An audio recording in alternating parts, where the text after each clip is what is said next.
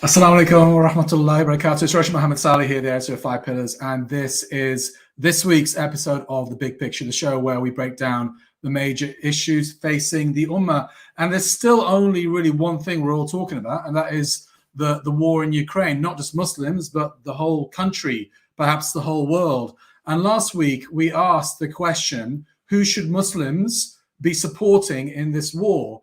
And we kind of came to the conclusion, the majority opinion, was that we shouldn't be supporting anybody. So this week, I'm going to try and move it on. Any excuse to talk about this issue because we're all talking about it. I'm going to try and move the topic on a little bit and talk specifically about how is this war going to impact on Muslims, affect Muslims. And we've got some great guests coming up that'll be tackling those issues. My own view, I have to say, I got it very wrong. I didn't think Putin would invade. My own view at the moment, and my mind changes every day, is that Putin has miscalculated. He's literally gone in there, lost over 1,000 Russian soldiers, an incredible amount in 6 days.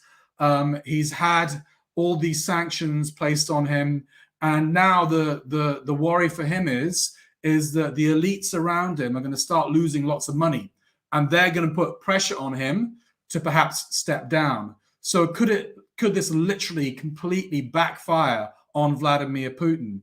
Could this literally be his downfall? Will there be a Russian civil war, etc., etc.? There's so many imponderables. On the other hand, something in me thinks that Vladimir Putin has something up his sleeve, because I followed his career quite closely for the past 20 years or whatever. And he seems like a very cool, calculating, pragmatic, and very successful politician. So the idea that he's gone mad and just done something crazy doesn't sit well with me. Has he got something up his sleeves? Could the blowback from Russia on Europe actually hurt Europe, hurt the West, more than the West has hurt Russia? Who knows? What I do know is that Five Pillars did a poll just the other day asking Muslims who they support. I'll bring it up here. So 1,473 people contributed to this poll. I think we put it out on Wednesday. And 14% said Russia. So there are quite a few Muslims who are anti-imperialists, and they see Russia in this confrontation as the anti-imperial power. Whether that's right or wrong, we can discuss later. Only 9% support Ukraine. So obviously Muslims are out of step with the rest of the population, because there's this massive kind of groundswell of support for Ukraine in the UK, perhaps in the Western world, but only 9% of Muslims are supporting Ukraine and by extension NATO. And 78% said nobody. Now, obviously, this is a very unscientific poll that we did on the Five Pillars Twitter page. But I've seen others do it in different countries, different Muslim organizations, and they come up with very, very similar results. So I think the consensus is that Muslims, are staying neutral. They're sitting on the fence when it comes to this. Okay, in terms of what we're going to talk about today, we're going to talk about the geopolitics. Well, first of all, we're going to get the view from the ground, because I interviewed a brother called Abu Yusuf, who I tried to get on last week's show, but the connection was so bad. But I managed to get through to him yesterday. So he's going to give us the view from the ground in Odessa, southern Ukraine. We're also going to break down the geopolitics of it all with Sami Hamdi, who recently appeared on the Blood Brothers podcast, very popular guest, very intelligent brother. And we're going to look finally at the media angle. Of course, there's been loads of double standards and downright racism in the Western coverage of this by the Western media. And we're going to get Robert Carter on, a friend of the channel, a journalist, to break that down. Now, in the third section, inshallah, I'm going to try something a little bit different. And this could be a car crash, or it could work really well. But I'm actually going to hand it over to you guys. And we're going to share the live link, maybe in about half an hour's time. And we're going to invite anybody who wants to come on to have it out with me, to give you your views, to actually come on live to this show. And I think Dilly Hussein is going to be on shortly as well, interacting with you guys in the comment section. He'll share the link. I think he might have also set up a super chat option whereby you guys can donate to us if you like what you see, if you like what we do. And please, brothers and sisters, do subscribe to the YouTube channel. We need more subscribers. Get on our Facebook page, get on our Telegram, subscribe to our newsletters. Please do support us in whatever way that you can. All right, before I move on, latest developments. So the big picture is around 3,000 Ukrainian civilians have been killed in the last week or so. 2,000 Ukrainian military forces have been killed, and over 1,000 Russians have been killed, which is a massive total, much more than the Russians, I think, were expecting. About 1 million refugees have left the country, and Russia so far controls only certain parts of the south, the east, and a little bit of the north of the country, and only one major city so far, although they are making slow progress. Today, Russian forces seized the largest nuclear plant in Europe. The officials say the site is safe, though, so we're not going to have a massive Chernobyl-style nuclear accident. Brothers and sisters, I can already see comments coming in.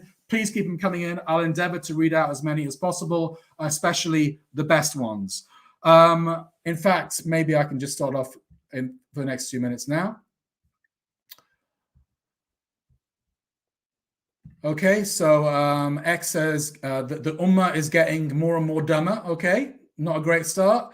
We don't learn anything from history. Well, we'll see about that. Bilal says, I won't read this all out, but he says, if we're at the age of the Malhama, or the catastrophe, end of times catastrophe, the big war, as prophesied by our prophet, it will be a nuclear war. And two nuclear powers, in terms of their arsenal, will come together, Russia and the US. The prophecy states that Russia will win, as they are back to the faith, Orthodox Christianity. Yeah, I can't comment on this. I heard Sheikh Imran Hussein say something similar, but there's no way I can comment on that. And I don't want to get into prophecies. It's just not my territory. And I fear Allah for what I might say if I say something wrong. Usman says, are my eyes green or blue? Come on, man. How's that relevant? Blue. Basic Art says there was recent news on YouTube which claimed that the Ukrainian military had attacked the so-called 30-mile convoy. Okay, brothers and sisters, sorry, I'm just going to turn my phone off because someone's calling me. I should put my phone on silent. Last comment before I go to the video. Inshallah, this will mean that various economic and political crutches that have been placed upon Muslim countries can become undone, and the Ummah can move towards its natural conclusion. Okay. Yesterday, I spoke to Abu Yusuf. That's not his real name for obvious reasons. The brother wants to remain anonymous. He's in Odessa in southern Ukraine. And Odessa is a place where it's predicted that the Russian army will launch an amphibious assault. That is, they will literally try to invade Odessa any day now by the sea. That has yet to happen, but it could well happen. There are Muslims in Ukraine. Abu Yusuf is one of them. And he basically told me that Muslims feel more comfortable under Ukraine than they do under Russia. Let's take a listen to what he said. It's about a 10-minute interview, and I'll try to flash up your comments as they come in, as the interview is playing out. So, Brother Abu Yusuf, what is the situation where you are in southern Ukraine? At the moment, there's nothing much happening. About a half an hour ago, there was some fighting going on, but it's about 50 kilometers away from here. They were bombing some places. I don't know. I don't have like detailed information what exactly they were bombing, but we heard some bombings happening quite far away. And I just read it on the news as well that it's a place called Zatokia. I don't know what exactly they were bombing, but that's all I know for now.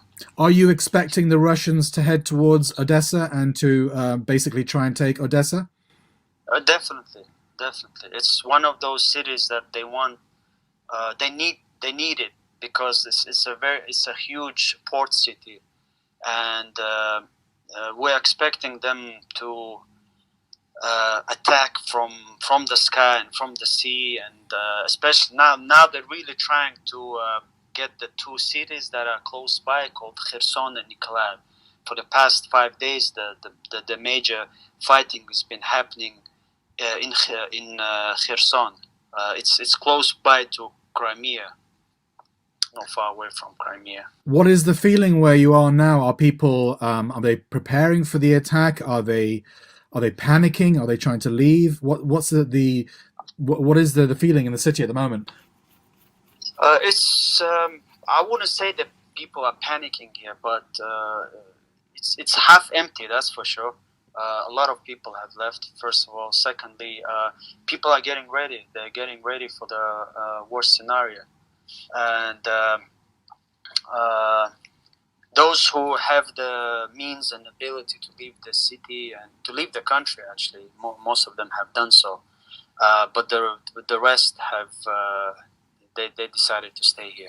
Are there a lot of Muslims in Odessa? I would say that there is. Most of the men are still here. I'll say about half of the families that were here, they left. But about 1,000 or so are still here in Odessa. And what is generally the feeling of Muslims across Ukraine? Are they all anti-Russian?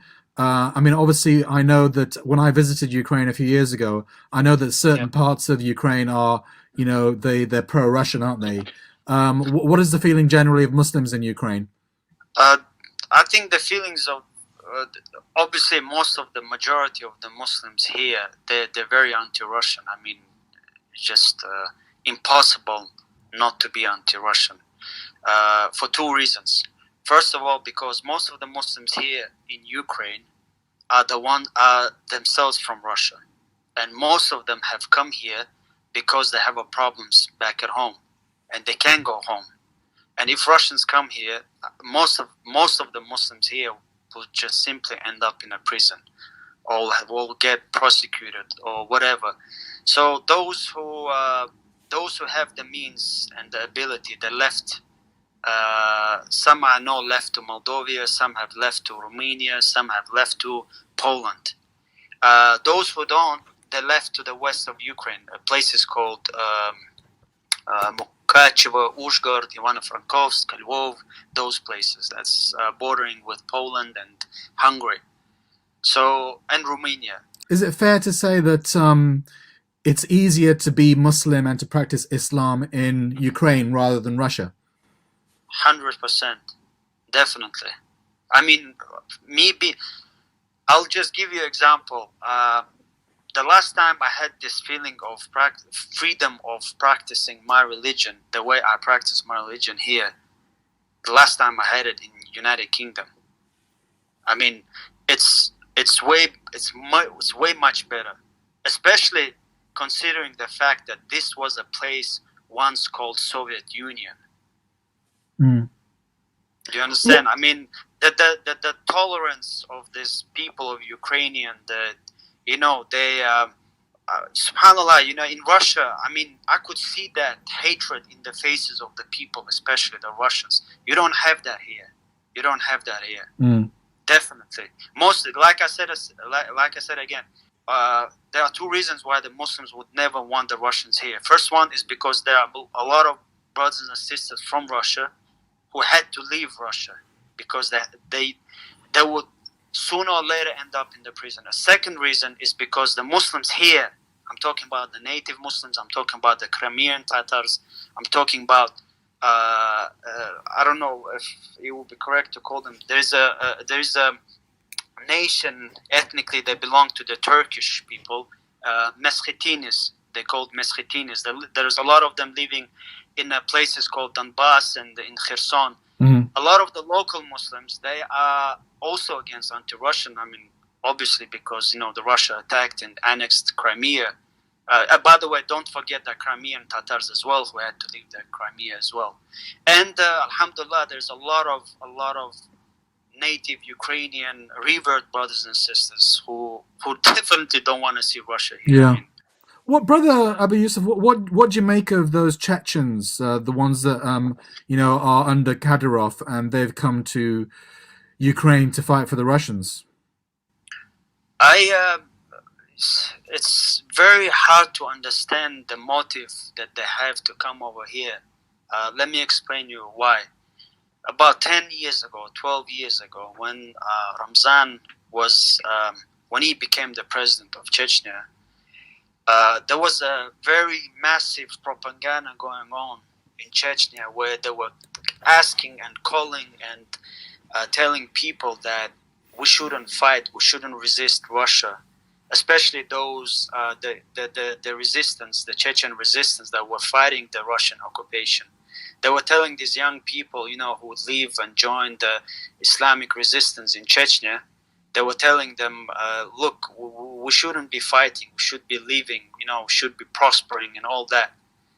Because there isn't so many of us, you know, Chechens during these two wars.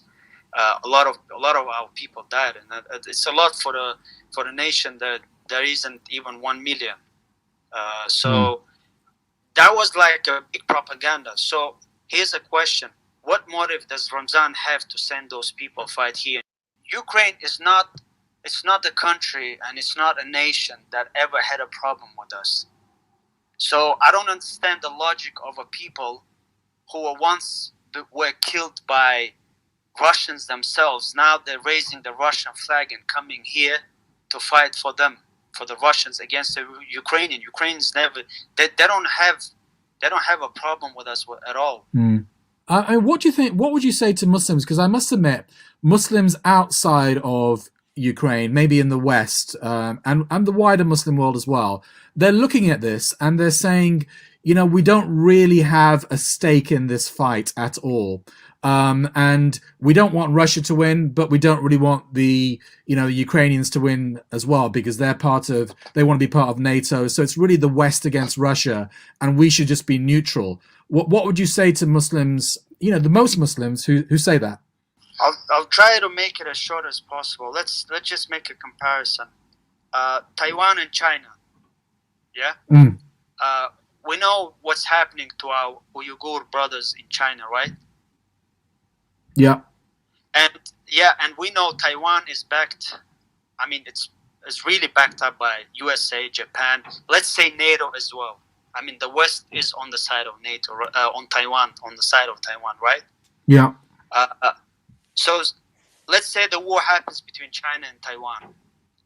You knowing the situation of the Muslims in China and knowing the situation of Taiwan, and say some Muslims live in Taiwan, I think you and I would agree that situation of the Muslims in Taiwan is much, much better than the situation of the Muslims in China, right? So we take what? Lesser evil, right? In this situation.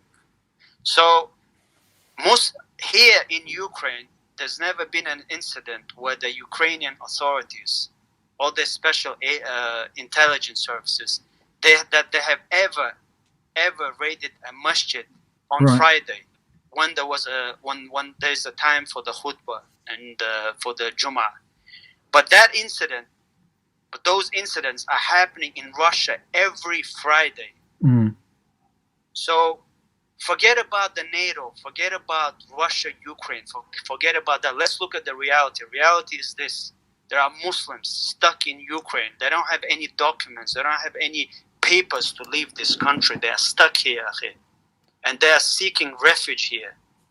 They have nowhere to go. If Russia comes here, the situation is going to be a million times worse than it is now. That's the reality.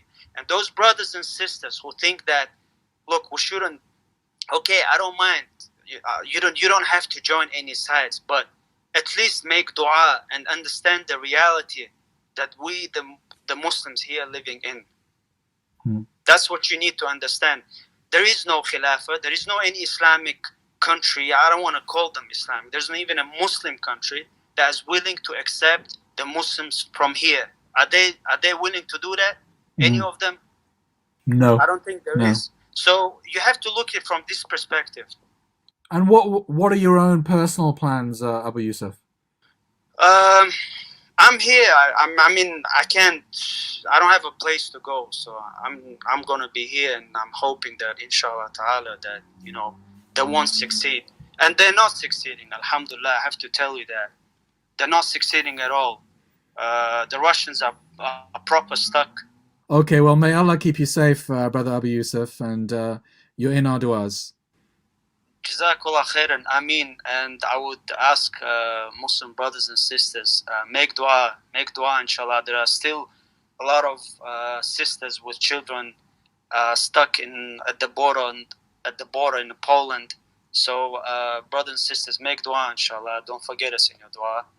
And Jazakallah khairan, Brother Muhammad.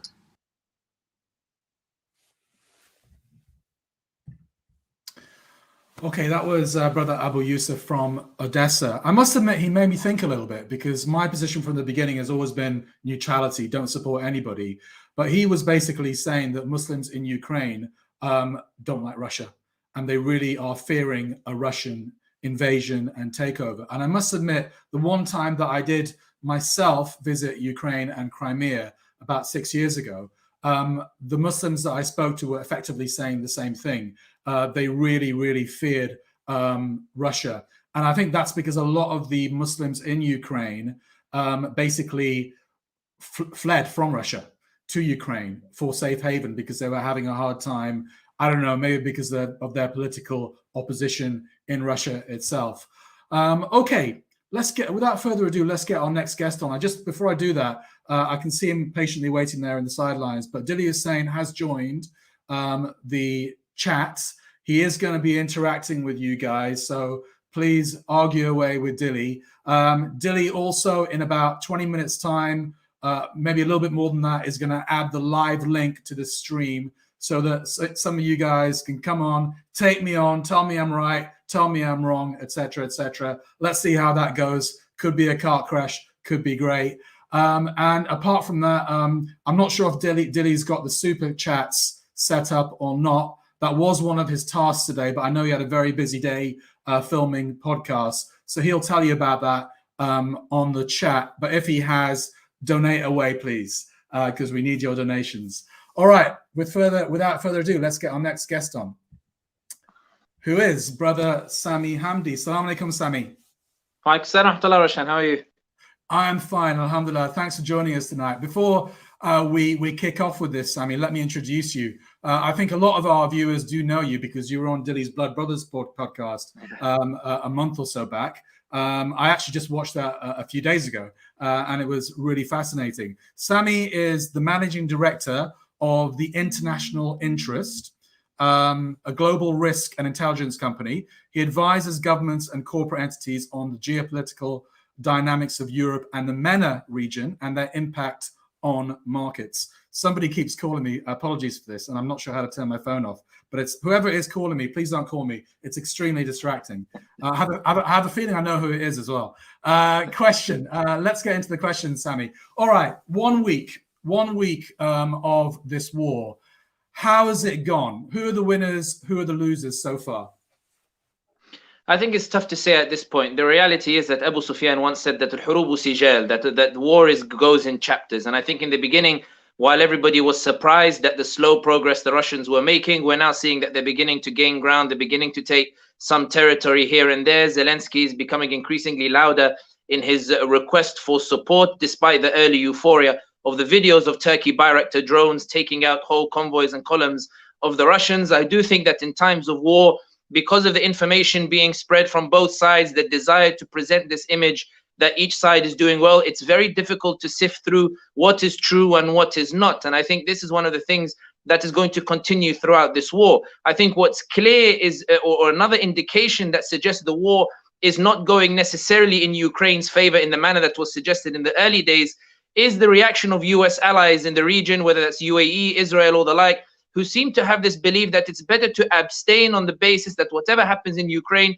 Russia is going to still be a major power. Russia will still be a power with significant influence, and therefore the war in Ukraine is not worth compromising those relations with Russia, suggesting whatever intelligence they have about what's taking place in Ukraine does not suggest that Russia is faltering or that Russia is necessarily having a hard time in Ukraine. And we saw Blinken today. He had meetings with his German and his French counterparts discussing what's going on in Ukraine, discussing the worrying developments. We're seeing pictures coming out that resemble very much what we saw in Syria, in Aleppo, and in other places. The idea of buildings being destroyed, civilian buildings. We saw images, of course, of roads and of destruction that is taking place as a result of this war. Russia has admitted that there's casualties. Ukraine is also admitting that there's casualties.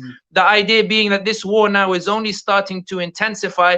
And the reality is that as we're seeing the Russians continue to advance, it's becoming abundantly clear that despite these economic sanctions, Putin is intent on continuing this drive in order to subjugate Ukraine, either by taking over Ukraine or at least installing a puppet regime that at least promises that it will not pursue any relations or ties with the West, irrespective of any concerns it might have, that what Putin is actually trying to do is restore a romanticized version of a Russian empire that was actually quite brutal to these neighboring states. So I think that for now, I mean, to answer directly to your question, 1 week into the war, Russia appears to be progressing, albeit slower than expected. But one point that's worth noting is that military experts are quite surprised in the absence of the main Russian Air Force, suggesting that what's actually unfolding is a carefully calculated Russian military campaign and not a rushed exercise or blitzkrieg that many people believed Putin would secure or would go for in the beginning. They haven't gone all out yet. It's interesting what you say, because on the face of it, Sammy, it does appear after 1 week that Putin has miscalculated, and that, 1,000 Russian soldiers dead. I mean, they've admitted 500 so far, but the Ukrainians say something like 5,000. Maybe the truth is somewhere in the middle. All these financial sanctions, logic would say that once the elites around Putin start losing money, they're going to put pressure on him. And it looks like the West's game is actually to take Putin out, regime change in Moscow. But you're saying there's lots of things we don't know. Let's not jump to those conclusions too quick. Also, it's important to understand how Russia works in the context that the idea that people will turn on Putin, it's important to understand how Putin runs Russia. Putin doesn't allow circles around him that can threaten him in the manner that perhaps we perceive that somehow they will turn on Putin or somehow they will overthrow Putin. The reality is that what's unfolding before us is Putin expressing long-term grievances, not towards NATO, but rather trying to redress what he believes to be a humiliation that took place with the fall of the Soviet Union and the subsequent gloating of the Western powers over the fall of the Soviet Union. He's drawing on this sort of nostalgia for something that I argue never was, this idea that this Russian power somehow was something that was good for these Eastern European countries. And this is one of the reasons why it's important to highlight that while it's true that NATO provoked Russia in the sense of expanding, I think this is a half-truth. I think the reality more looks like one in which if you're a country like Estonia or Latvia or Ukraine or the like, anybody who's read Ali Izzat Begovich's book on Inescapable Questions, in which he describes life under Russian-backed state, under Yugoslavia, under Russian influence, under Russian sphere of influence, anybody who's read these books or the experiences of Muslims and minorities, or indeed general populations living under these regimes, they will describe raids, a powerful security apparatus, arbitrary charges, they will describe torture, they will describe rampant executions. The idea being that it's not that NATO is expanding, it's that these states are saying that Russia wants to resurge and reassert itself once more, and by God, we are not ready to go back to that. And when we compare what we see on the Hollywood films compared to what we saw under Russian influence or under Russian power, we would prefer to join NATO and resist Moscow than joining Putin in his dream to restore this Russian power. The reason that is significant is because when it comes to Putin, about Putin miscalculating, Putin has not miscalculated. Putin is aware that these people will not join him willingly. And therefore, he has planned over the past 2 decades to build this Russian power. And now he's asserting himself because he believes that if Ukraine joins NATO, then that is a body blow. And that essentially completes this chain that NATO acts as on this nostalgia that Putin has for this Russian power that for these neighboring states was only ever a dark power. Sammy, what do you make of the Muslim reaction? I mean, I'm not sure whether you saw the UN General Assembly vote the other day. It was very split. Only one Muslim country, Syria, supported Russia for obvious reasons. And a lot did support the NATO position, but a lot abstained or didn't vote. It was completely split. Can you break down for me? Are there different camps relating to this Muslim reaction? I think there are three dynamics. The first dynamic is countries such as Bosnia or the like know very well that if Putin wins in Ukraine, another genocide is on the horizon for them in Bosnia, given that the Serbians right now are beating the genocidal war drums. They're shouting loudly now about secession. They are threatening violence. They are drawing on their walls and setting fire to pictures of Izzet Begovic and other Bosnians and taunting the Bosnians on social media and saying, we're coming for you again, in something that is very similar to what Karadzic was doing in the 1990s. The idea being that in the 1990s, Russia provided the weapons, Russia provided the diplomatic cover that allowed the genocide to take place. And it was NATO, ironically, that came in after the Srebrenica massacre, after the public pressure that came to bear on NATO after the shocking horrors that were unfolding in Bosnia. NATO bombed the Serbian forces and then ended essentially Serbia's bid to commit genocide, even though it produced an awkward Dayton agreement, which produced a very strange peace. But that's not the point here. The point here being that for the Bosnian camp, they believe if Putin wins, then it demonstrates NATO can't be relied on. The Serbians will be encouraged. They will force that secession. There will be another massacre on the horizons. And this is why Bosnians are lambasting the Muslim community that is the parts of the Muslim community that is demonstrating support for Russia, because they believe it's an opinion coming from couch critics who don't understand what impact Russia had on them and what impact Russia had on Muslims living in those areas. And I commend your point that you made earlier when you said that when you went to Crimea, when you went to Ukraine, Muslims talked about Russia as if saying, absolutely no, we don't want Russia to come back here. The other side of it is there is another camp such as the UAE, Saudi Arabia and the like, who believe this has nothing to do with them and that the US has reneged on its responsibilities in providing security in the region, that the US now is bullying them, that the US is trying to isolate Mohammed bin Salman, that its response to the missile attacks on Saudi territory from the Houthis, response to missile attacks on the Abu Dhabi airport, the US response, the failure of the US to put Houthis on a terrorism list, the failure of the US to stop withdrawing missiles from the region to protect these Gulf allies. The UAE, in the words of Abdul Khaliq Abdullah, a former advisor to the Crown Prince Mohammed bin Zayed, the UAE Crown Prince, he put on Twitter actually before the Ukraine conflict, but it gives context, in that when we were given the choice between F-35s from the US and 5G from China, we chose 5G from China because the future is in the East. The idea being that the US is no longer a reliable ally. I'm not going to be dragged into something that's not my fight. I'm not being dragged in. I'm not going to do the US's bidding anymore,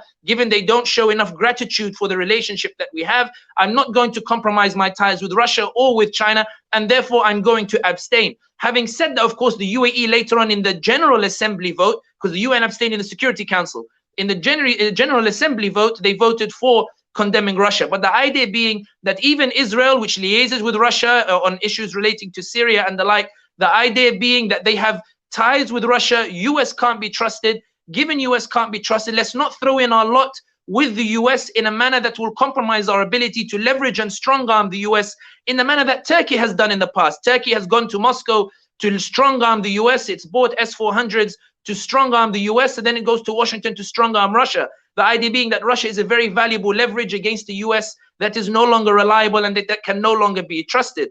The third camp amongst the Muslim countries are the ones who believe that they have grievances over US foreign policy, and therefore they believe there needs to be this balance of power between Russia and the US. And while I believe that's misguided, primarily because the Cold War was an example of balance of power, and the Muslims did not benefit much from the Cold War either. We still saw chaos in the region. But the idea being that because the US has been destructive, Russia deserves its turn in order to push back against the Ukraine. But of course, in this, I always respond with Allah says in the Quran, وَلَا يَجْرِمَنَّكُمْ شَنَآنُ قَوْمٍ عَلَىٰ أَلَّا تَعْدِلُوا. Do not let hatred of anyone lead you to be unjust. In other words, the idea being, we've seen what Russia does in Syria, we've seen what Russia does in Libya. It's not that Russia is any better than the US, but that the solution to counter our grievances with the US is not to support another violent power to do it. And that's why I always draw on the comparison in recent days on social media, saying that when the Italian colonizers of Libya were brought before Muammar Mukhtar, some of the soldiers were captured, the Libyans wanted to do to them what the Italians did to them. They wanted to beat them, torture them and the like. And Muammar Mukhtar said, no, they are not our teachers. We don't judge based on that. But my point being that there are three camps. One which says we have to support NATO because Russia is an evil power on the horizon. The other which says that US is an unreliable ally. US is going to stab me in the back afterwards. Let me keep good ties with Russia just in case. and there is this third camp which says, Russia, go and hit them, and let chaos, let it rip, and in this chaos we'll see what opportunity presents itself. Okay. Sammy, Dilly wants to ask you a few questions. I'll bring Dilly on now. Dear. He can talk directly to you. Dilly, just one kind before I bring you on, or let me do this as I'm bringing you on. Sammy has to go in about 5 minutes. That's fine. So no long questions and comments, please. Sammy, Well, excellent, Dilly. How are you? Alhamdulillah, my dear brother. You okay?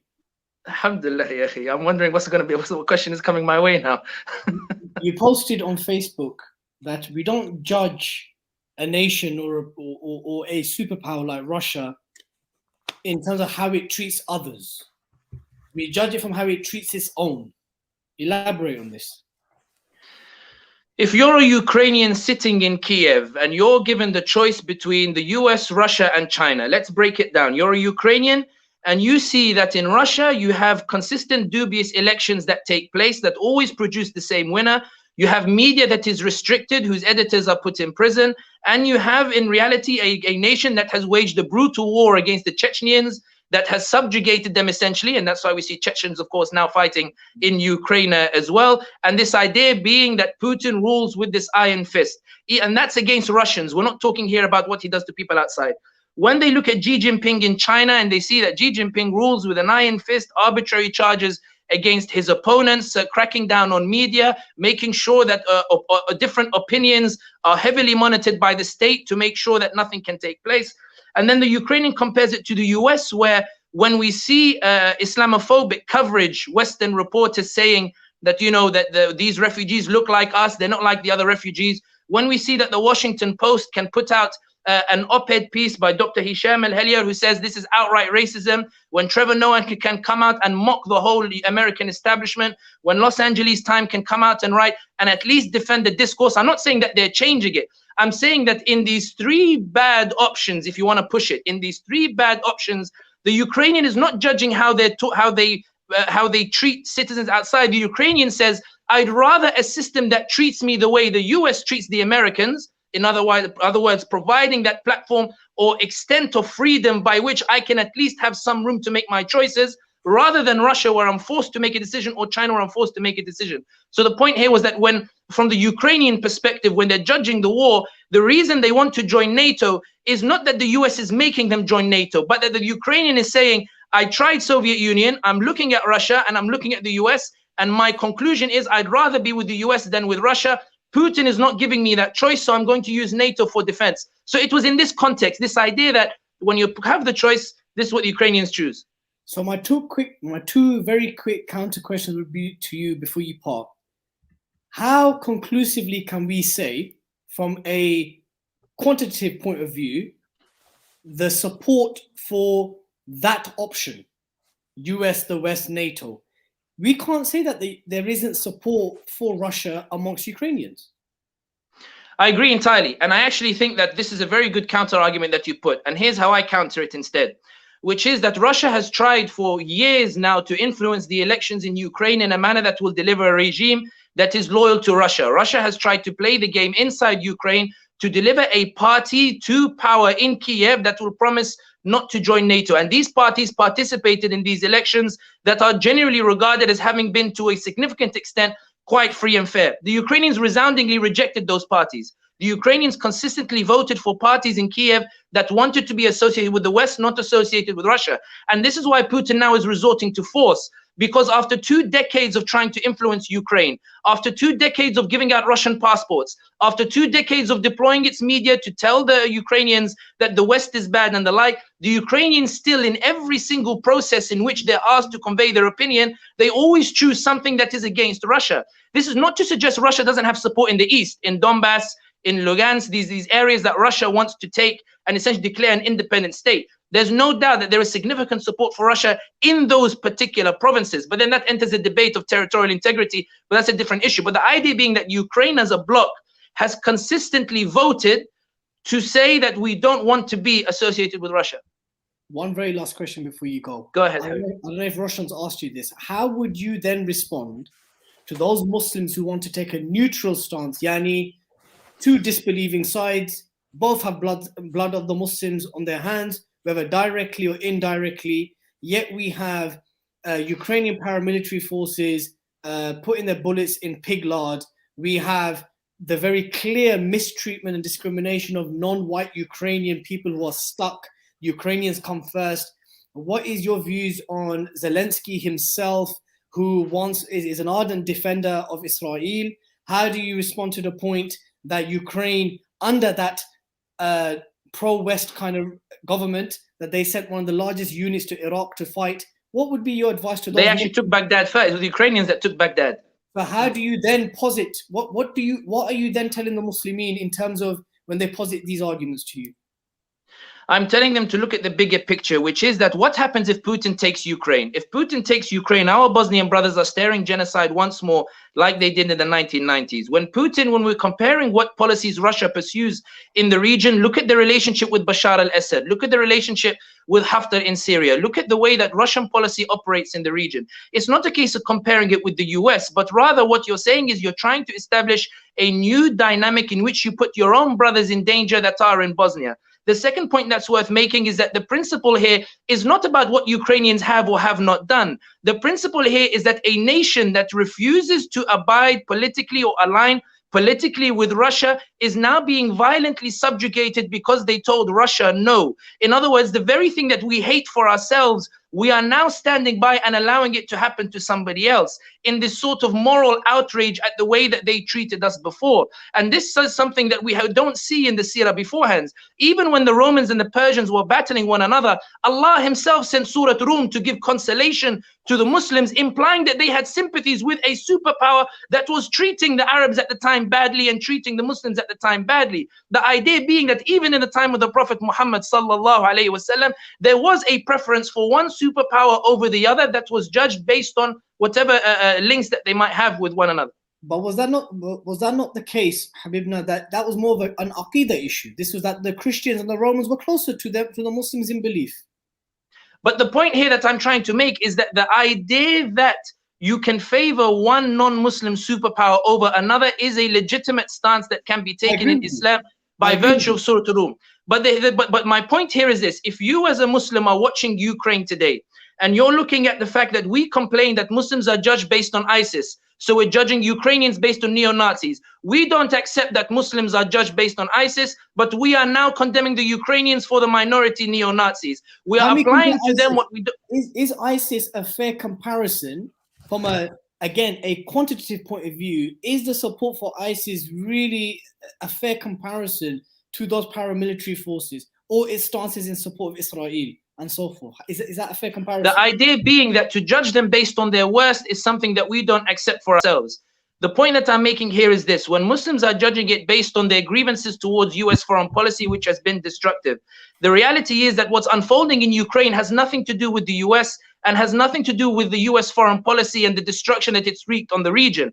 What's happening in Ukraine is that a people who want to decide for themselves how their country is run and where their country should go is being told by Russia that they are not allowed to choose that. As somebody from the Middle East who has for decades seen the Americans say that you guys are making the wrong choices in elections, therefore we prefer authoritarianism, I cannot accept that for the Ukrainians if I cannot accept that for myself.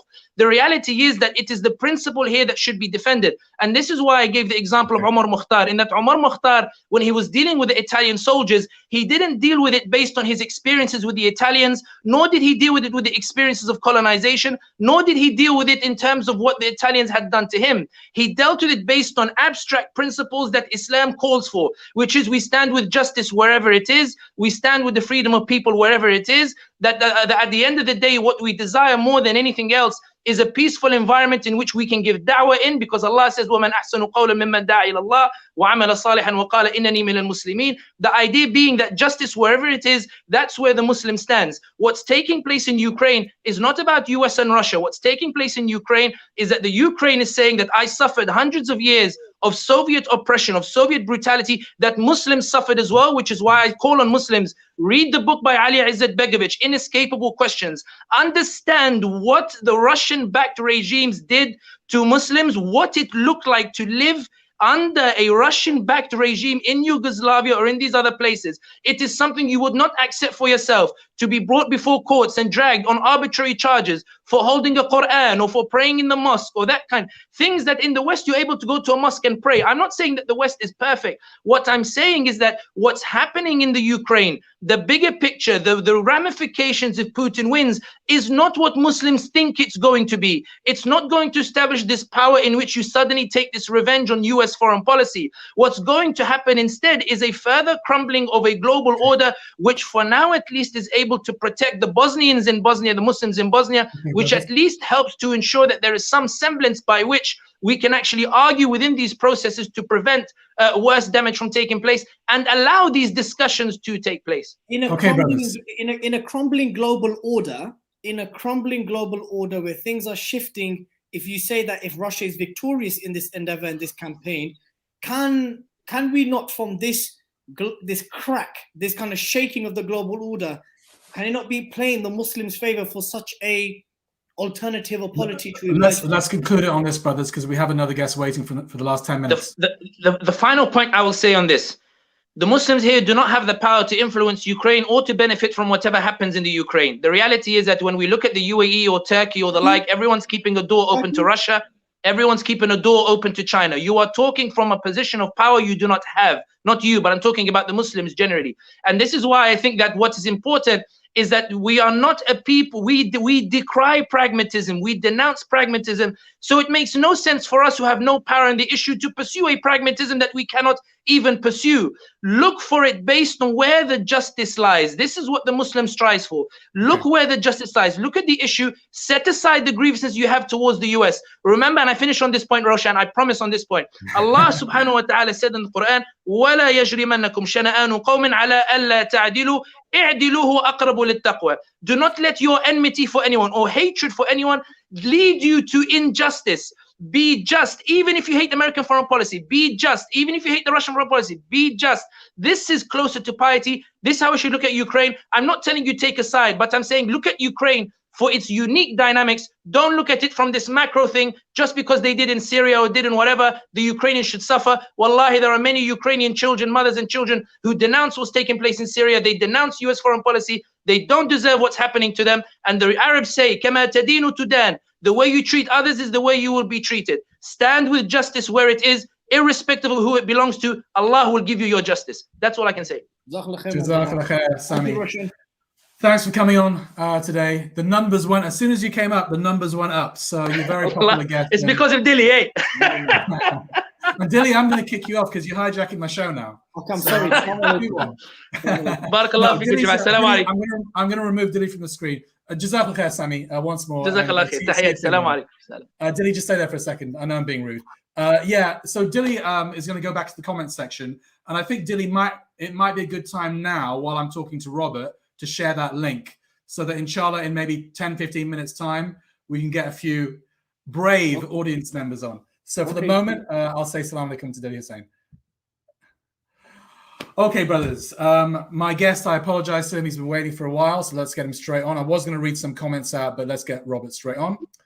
Robert Carter, who you will know, been on the show several times now and generally a friend of the channel. Robert Carter, journalist and social media influencer, is that what you call it, Robert? The social media influencer with very little influence. It's probably the right way to describe it. TikTok, you're like exploded on TikTok. You completely destroyed 5 Pillars on TikTok. What can I say? Videos.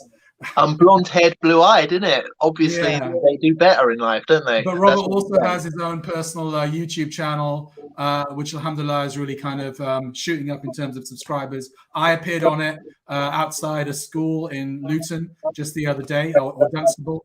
So check that out, inshallah. I think that's the latest video you did. Robert, the reason why I got you on tonight is basically to talk about the media angle. I wanted to talk geopolitics with Sammy, and I wanted to talk media with you.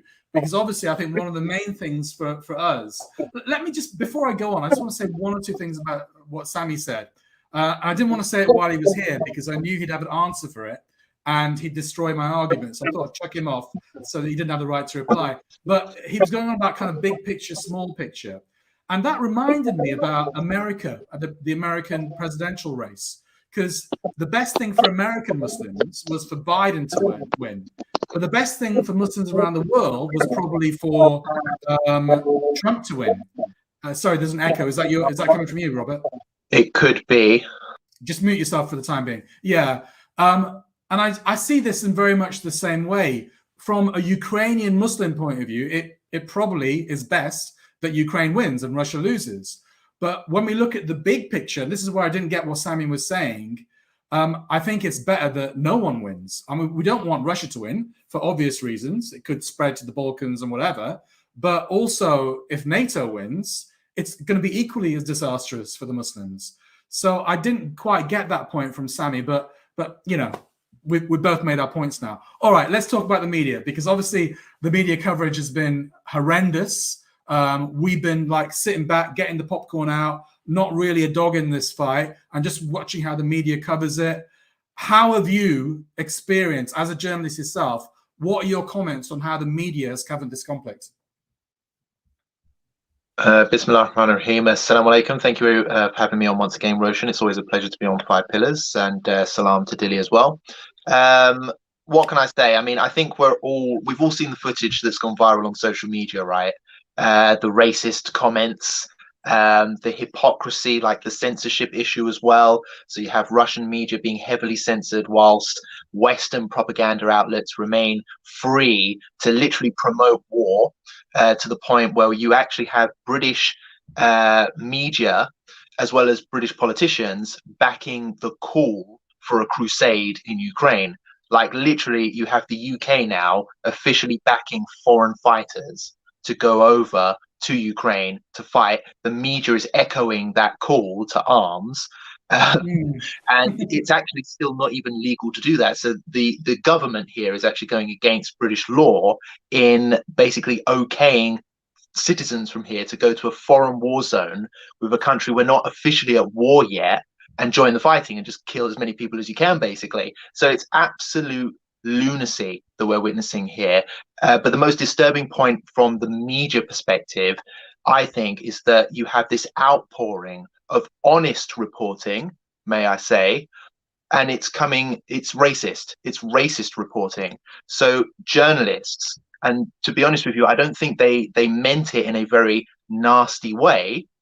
They're being racist. They're saying, look, these are white European people that are being killed here or are going to war. And to these journalists working for the BBC, for CBS, MCB, I think, and many others, ITV, they feel that this is way worse than anything they've seen before.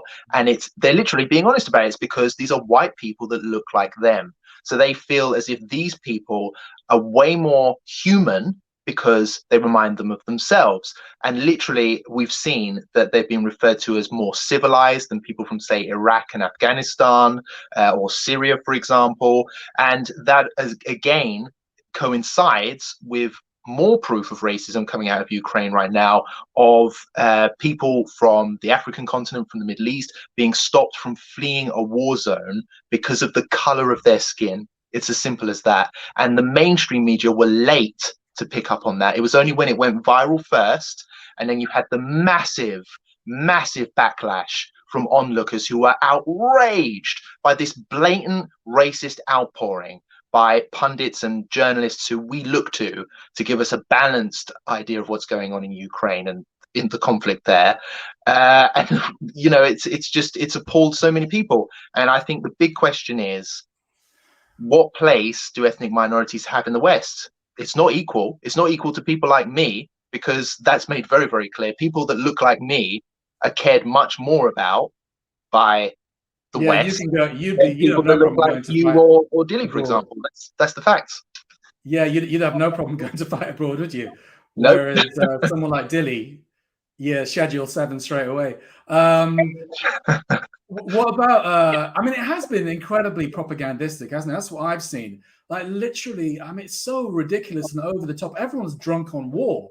You know, it's like schools are sending emails to parents bigging up Ukraine. Didn't say a word about Palestine or Israel. You need to mute yourself, Robert, while I'm talking. Universities are doing the same. Footballers are pretty thick, aren't they? I mean, what do they know? They don't even know where Ukraine is. They've probably been there to play a match, but they still wouldn't be able to say where it is. And they're all coming like no to war and stuff like this. I mean, it does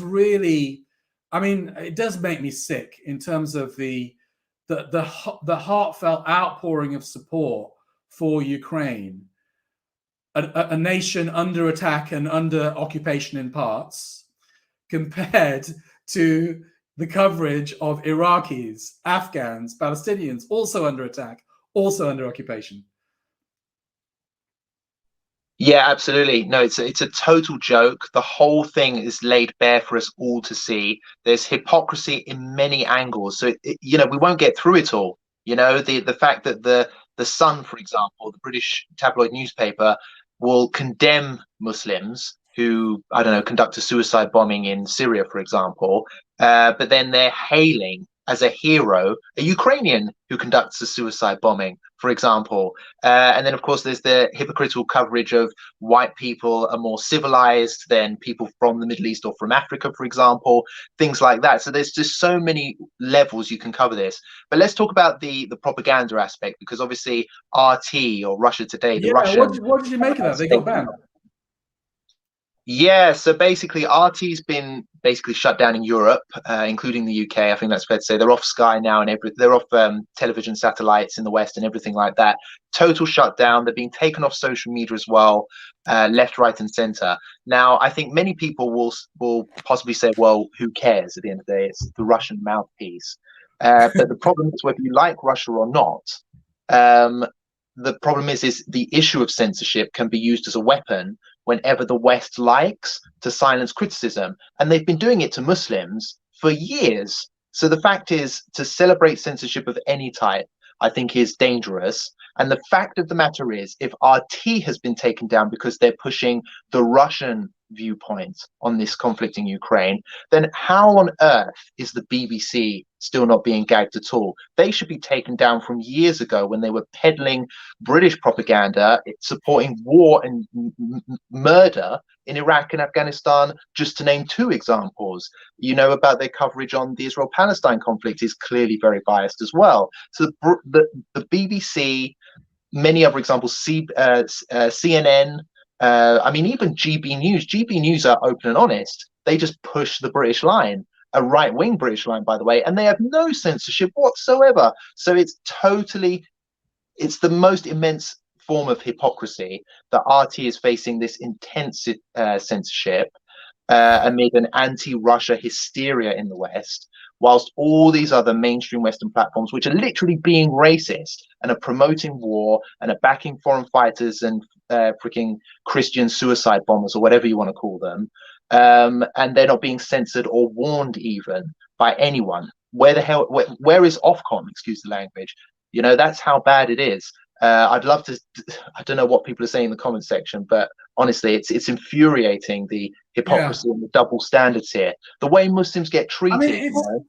It's also self-defeating, because Russia Today, for example.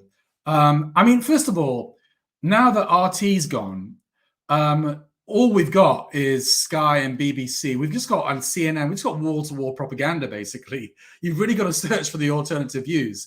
Alternative views are not available on easily accessible satellite platforms, which we all watch. The majority of us watch. But the thing is that RT never had big audiences. Certainly on the on YouTube and on social media, it did better. It did have an audience there, but it hasn't been banned from there. It's been banned from kind of satellite platforms, where it didn't. It reached maybe 10,000 people a day, something like that. Which is minuscule compared to the BBC or Sky. So in retaliation for RT being closed down in the UK and across Europe, Russia has basically forced the BBC to close down, which reaches millions of Russians. So it's completely self-defeating. And it's a bit like, I'm even thinking that the sanctions themselves might be a bit self-defeating, because, Russia has enough food. It's not a food importer, it's a food exporter. Russia has enough fossil fuels. It exports fossil fuels. So it has enough energy and food. And the sanctions the West is applying on Russia are going to irritate Russians, but they're not going to make them starve or freeze. Whereas Russia can literally make Western Europe freeze, because Germany in particular, 60% of its gas imports are from Russia. And Western Europe also is a food importer, not exporter. So when the Russians decide to retaliate, they could actually hurt us much more than we've hurt them. But yeah, that's just me digressing. Your thoughts on that, Robert? Yeah, you make a very valid point, and this is what a lot of, because everyone's anti-Russia now, and it's like it's reached hysterical levels, by the way. And I'm not some kind of Russia spokesperson or anything like that. So people are free to take whatever side they want in this conflict. But the fact of the matter is, the corporate media, the big boys that you expect to at least hold some resemblance of impartiality and to bring you some just facts rather than just opinion and bloodlust, they've gone absolute loopy, and they're literally waving, beating the drums of war to the point where you actually have like Good Morning TV talking about how, you know, it's about time someone just assassinated Putin and killed as many Russians as possible in Ukraine, and it's literally like it's like total war scenario here. Armageddon is upon us, kind of thing. And I think that, you know, at the end of the day, that is a very valid point that you make.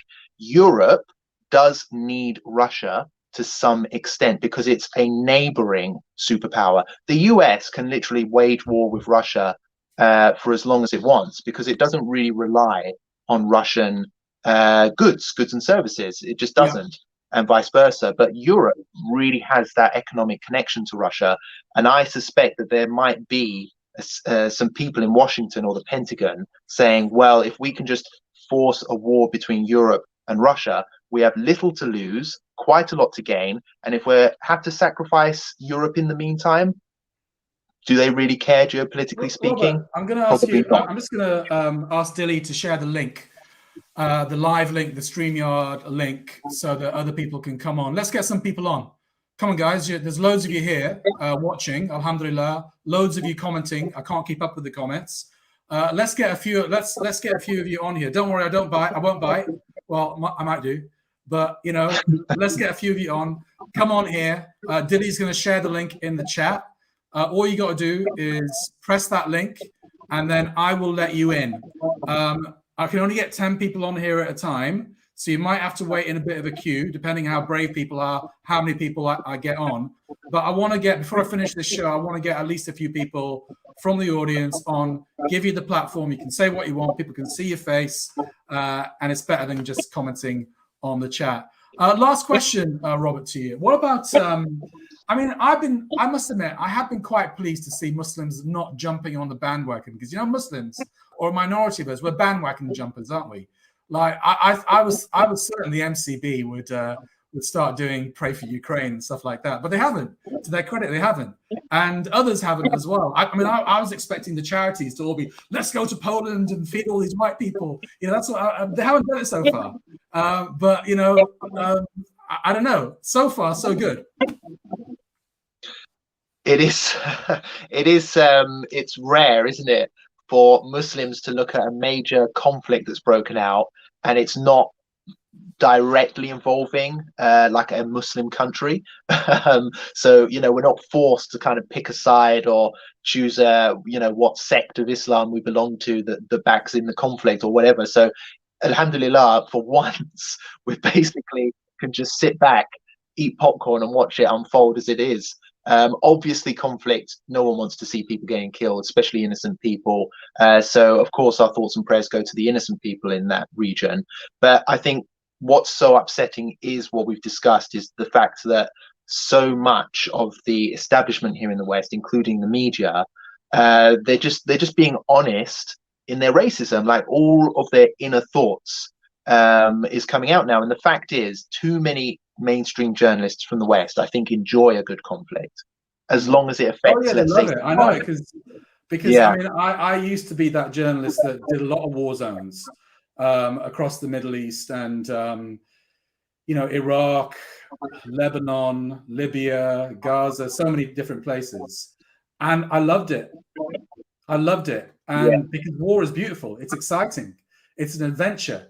And of course it's disgusting, but it's like an adrenaline rush. And when you come back, you're depressed because you think, oh, I've just experienced history. I've just nearly got killed. And here I am kind of doing boring, mundane stuff, doing the 9 to 5, So journalists love war. They absolutely love it. And it's easy journalism as well, because everything's there, on a plate in front of you. And you don't really need to work hard to get the story. And so the journos are the ones talking up war, because they love going on war. They love experiencing war almost as much. I mean, they're not good enough to be soldiers. They're not brave enough to be soldiers. They can't fire straight. They can't fight. So journalism is like the next best thing, and they just go from one conflict to another. Yes. Go on. Yeah, sorry.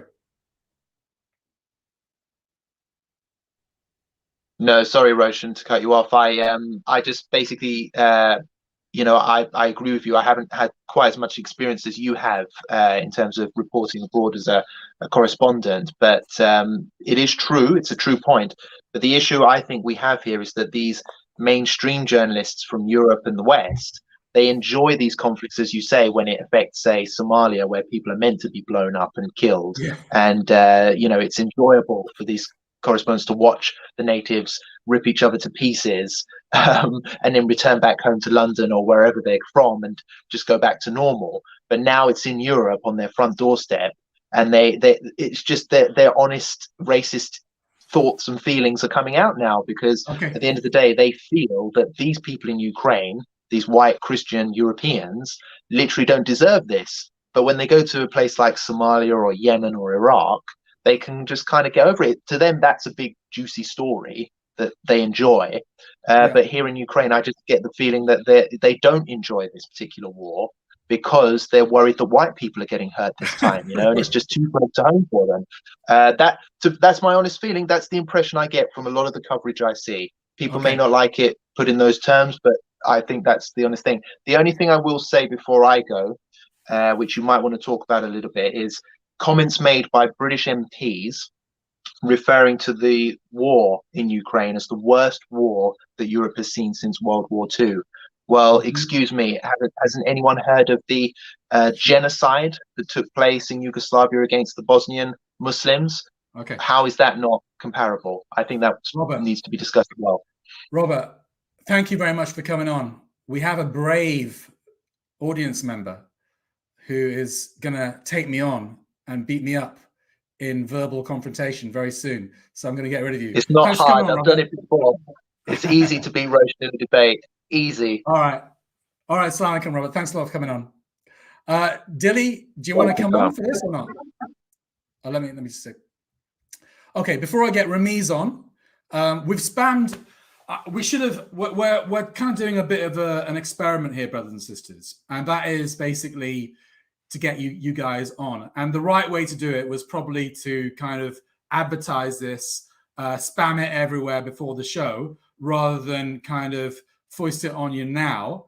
But we've got lots of viewers on YouTube especially, but also on Facebook. We've got loads of comments coming in. So I thought, let's get somebody on. And Ramiz has responded to the call.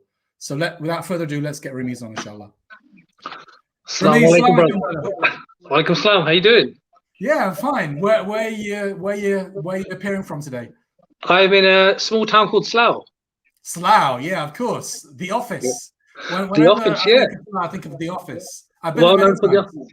A beautiful place, isn't it? Beautiful, really picturesque, and it's a yeah. If you want to put it that way, yeah. Beautiful freeways and office buildings and stuff like that. It's right next to Eton, though, isn't it? Which is nice. It is. It was actually built for the workers back in after the World War II. For the people that worked in London.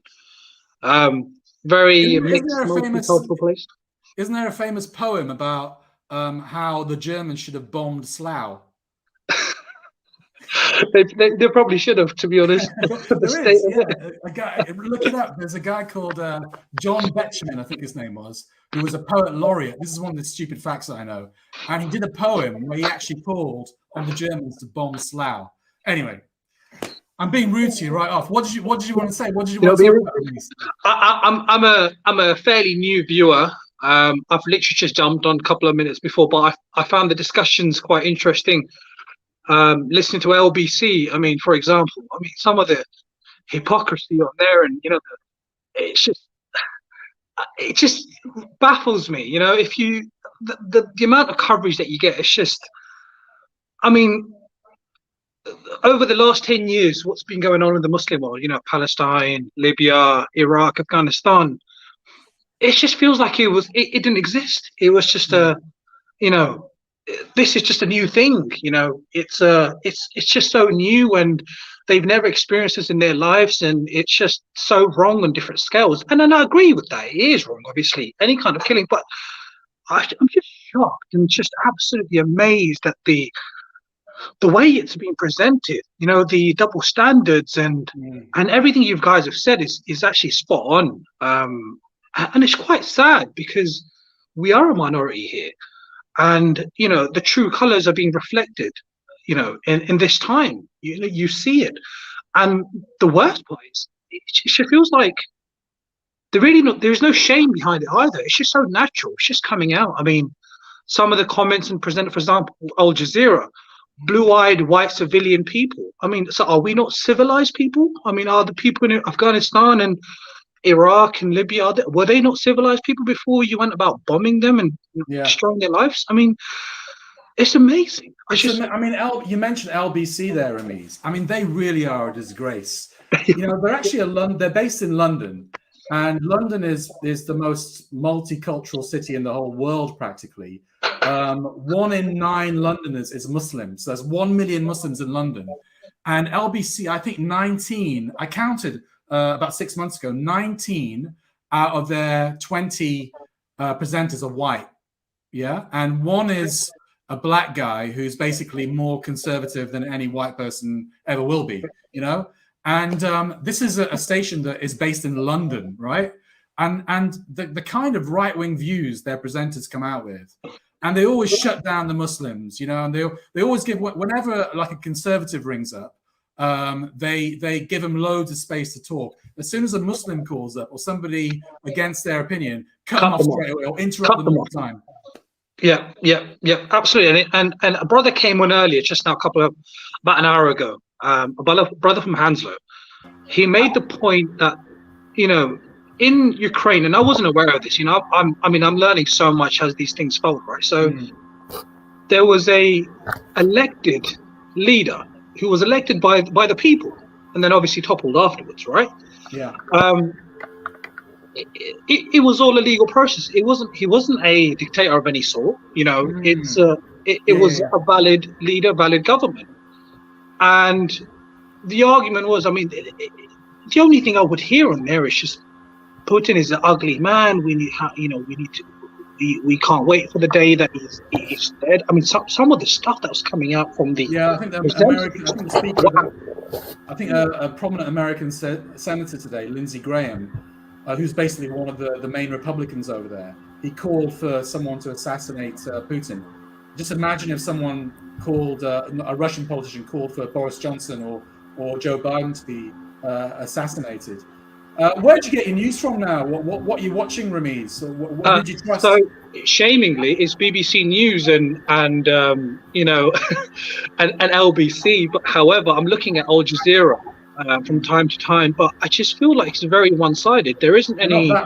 They're not that much different, are they, Al Jazeera? They're a little. Not bit anymore. They've changed a lot. They're not the same as they were many years back.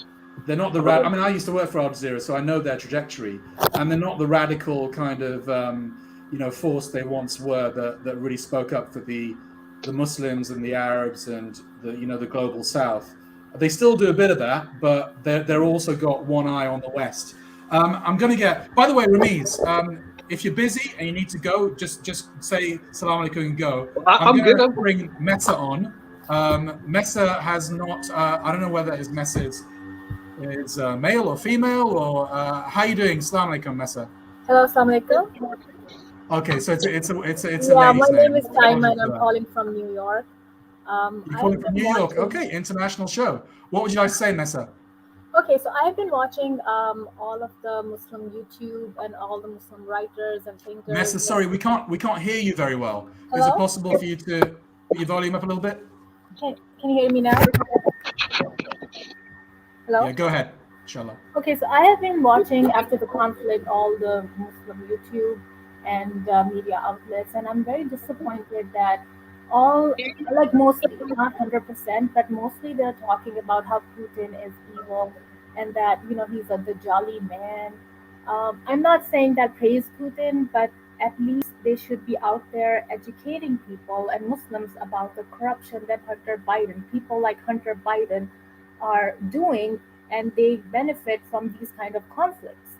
And also, when this conflict started, it started from 1999 when Minsk agreement was broken, and NATO started adding all these European countries that surround Russia into this, and they, broke that agreement. So why can Muslims?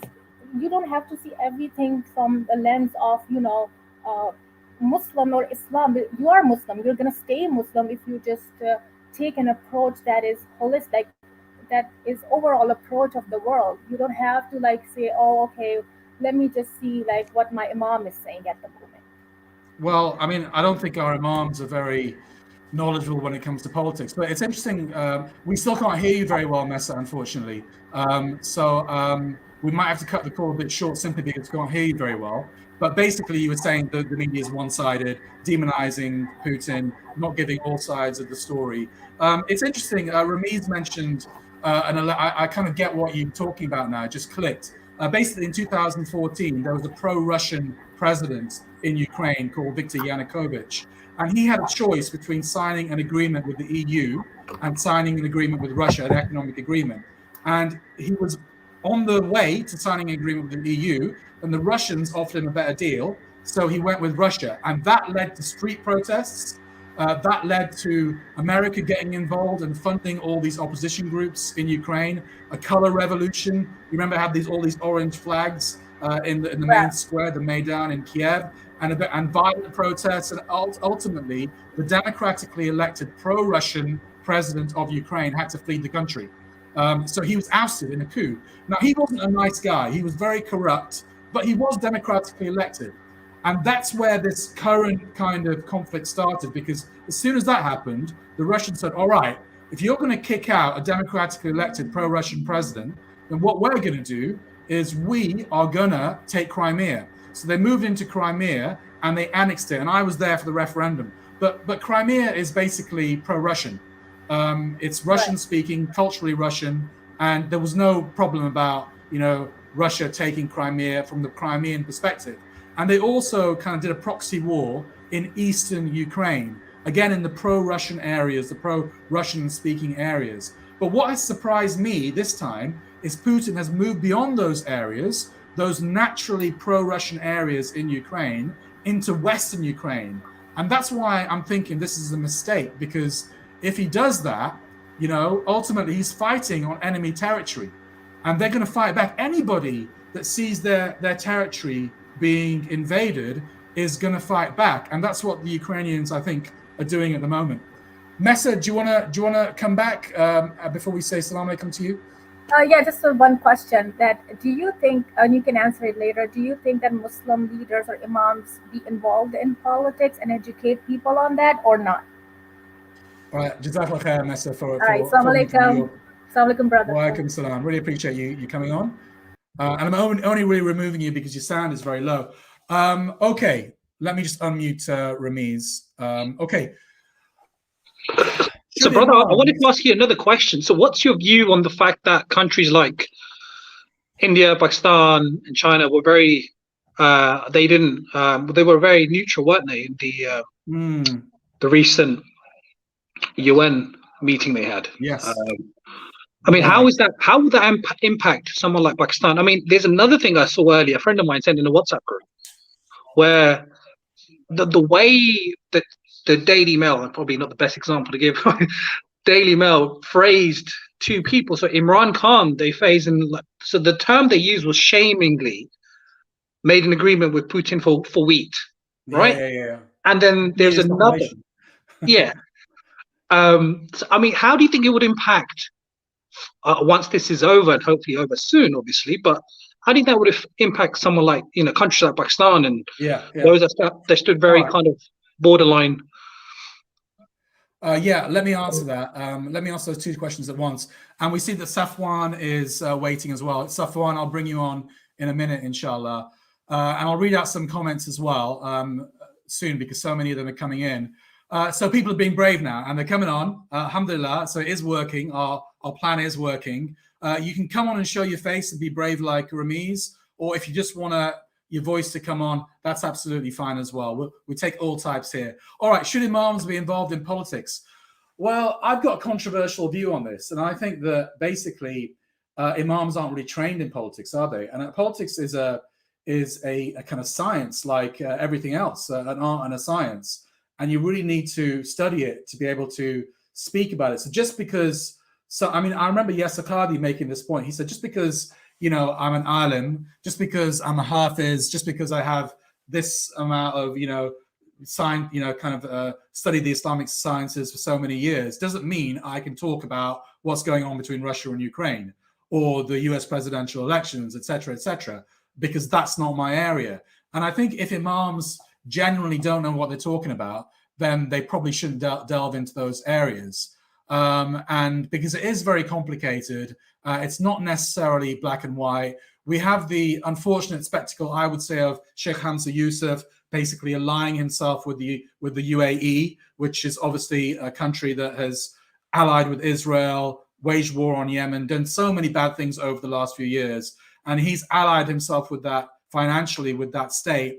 And we see him taking very controversial political positions because of that. Now, he was somebody I benefited, you know, greatly when it came to spiritual matters. But I think his reputation, from my perspective, people can say I'm wrong, has been tarnished when he's delved into political matters. I would say, controversially, the only country in the world where Islamic, muftis and whatever, and they also have political experience, actually is Iran. Now, some people might condemn me for saying that, but obviously, obviously this is Shia Islam, not Sunnis like the majority of us. But they have their training in their particular theology and aqidah and fiqh, but they also have practical experiences of running a country. So perhaps I'm not saying they're right or wrong on certain issues, but maybe they would have the right to be right or wrong because they have that political as well as religious experience. I'm sure I'm going to get comments on that. Let's bring on Safwan, inshallah. Safwan, assalamu alaikum, brother. Where are you calling from? Wa alaikum salam wa rahmatullah. I'm calling from India.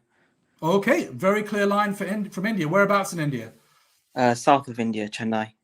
And before you even ask the questions, how are you guys doing there? Because obviously we know that you're under considerable pressure from this BJP-led government.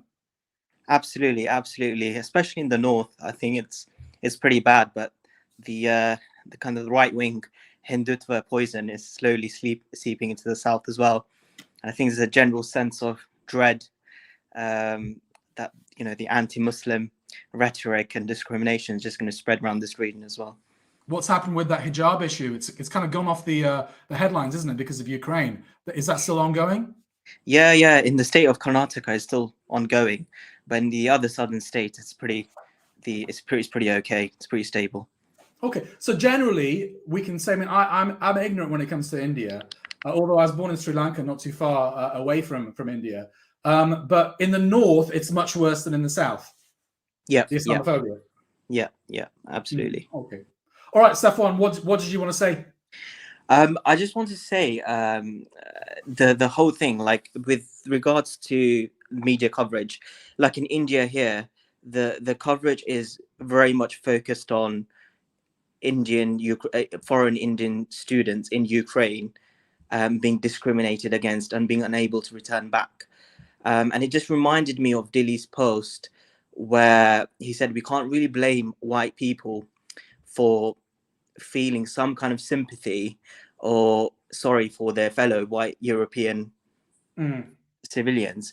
But it's just the whole hypocrisy claiming to be bastions of freedom and liberalism. I get it when obviously we as Muslims, like the Ummah is one body. So when we see Muslims suffering anywhere in the world, we have this instinctive sympathy, don't we? But the Western world says it's secular and everyone is equal and it doesn't matter what religion you are or whatever. Obviously, we believe in Islam. We believe Islam is the best, don't we? The best way of life. We unashamedly say that. It is better than any other way of life. It is the best way of life. Whereas the secular Europeans, they aren't coming from that angle. So should they really be instinctively feeling more sympathetic towards white Christians? Safwan? Oh, I think we've lost Safwan after that major build-up. We've lost Safwan. Ramiz, I'm going to read out. I'm going to flash up some comments on the screen. If you want to make any points, go ahead, brother. No, I agree with what you were just saying. But I think again it comes back to the racism point, right? It's becoming very clear there is a lot of racism in Europe. Unfortunately, it's going to remain that way, and this war has kind of proven that. I mean, the media coverage. If you saw the black students, the Indian students struggling to get out, having issues, being turned away from the border, or not being prioritized. It's there, and unfortunately, our Muslim leaders, I just wish they were united. We as a Muslim Ummah wouldn't be in this situation today. Safwan, sorry, brother. Safwan, have we got you back? Yep, I'm here. All right, sorry, brother. Go ahead.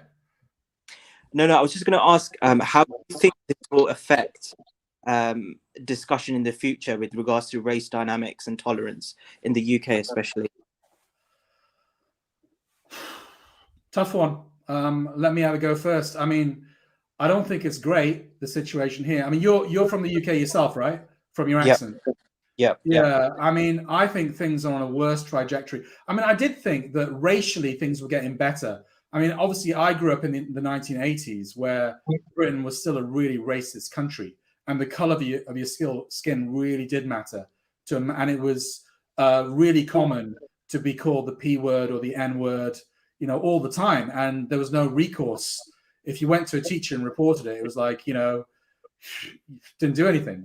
I think the situation is a bit better when it comes to racial issues, but I think Islamophobia has taken over. Now it's like they hate our way of life, and our religious values. But obviously, it still is interlinked with racial issues because still the vast majority of Muslims in this country are black or brown.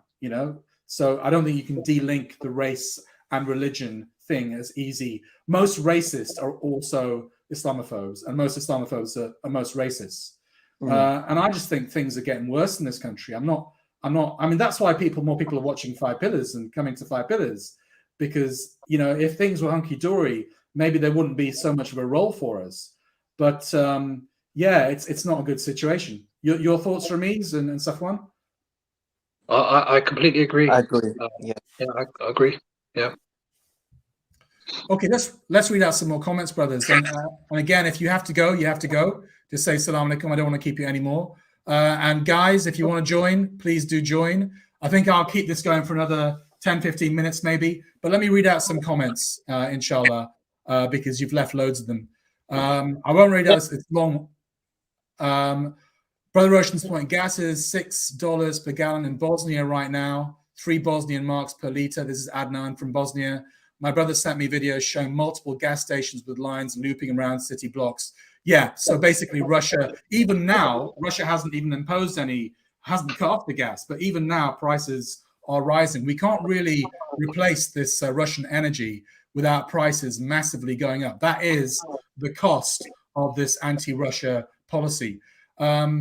Shadow Traveler says RT was restricted from YouTube in Europe and its website's officially taken down. Yeah, you can get RT. I mean, I'm not here to plug RT or Russia, but I do believe in people having the right to. Sorry, I'm just going to mute you, Ram. I think there's some noise coming from you, Ramiz.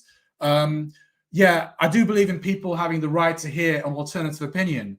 And RT, especially in a time where Russia's basically being attacked. I think, you know, people should watch RT. Go to Rumble. There's a YouTube alternative called Rumble. It's a Canadian app. And I'm watching RT mainly on Rumble now. And it might be something that Five Pillars eventually goes on as well. I'm checking it. It has millions of viewers. It's very much like YouTube, but it's not censored like YouTube is. Okay, Ahmed A says, with regards to censorship, we definitely wouldn't support censorship except for inflammatory hate speech or racially motivated dialogue. Yes, Ahmed, I agree with you. I think the red line should be when people incite violence.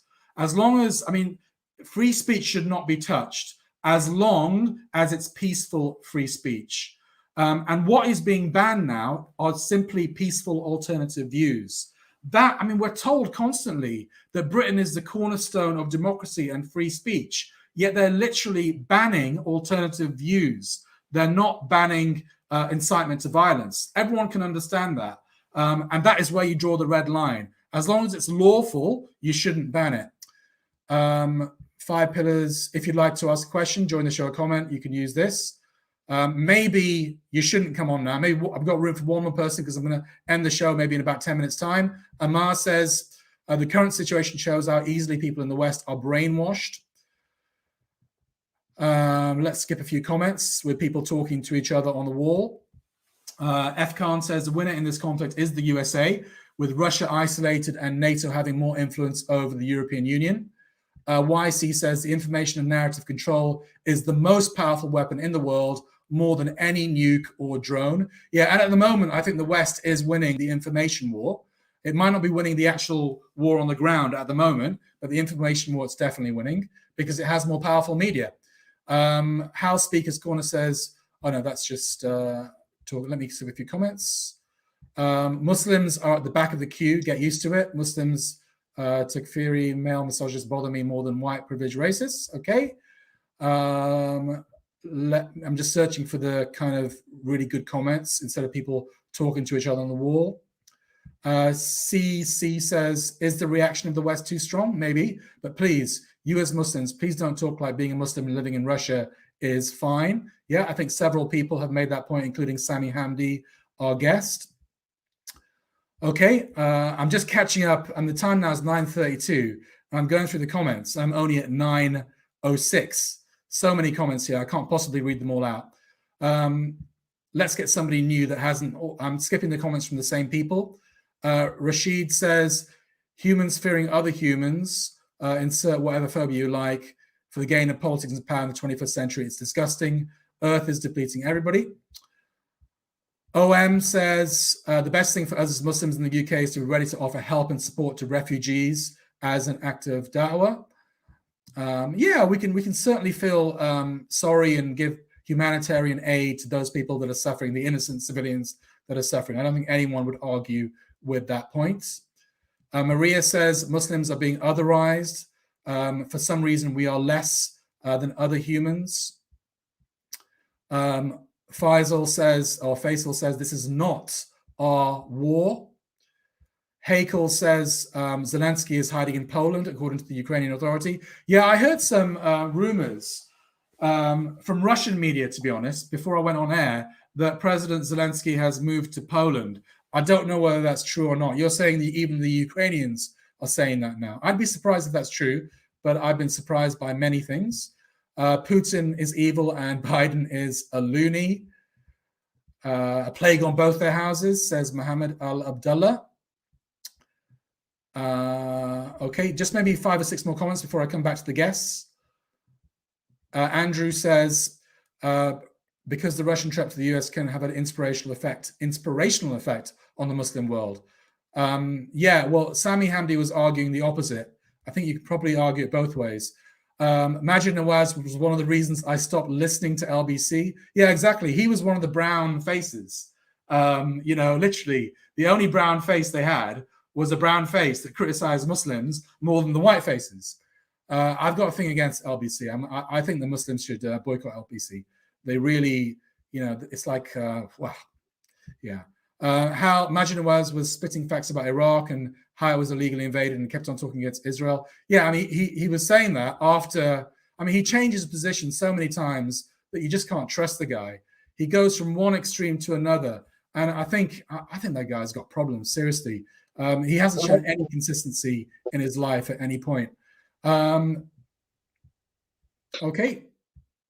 RT is more reliable compared to all the other news that is allowed on YouTube.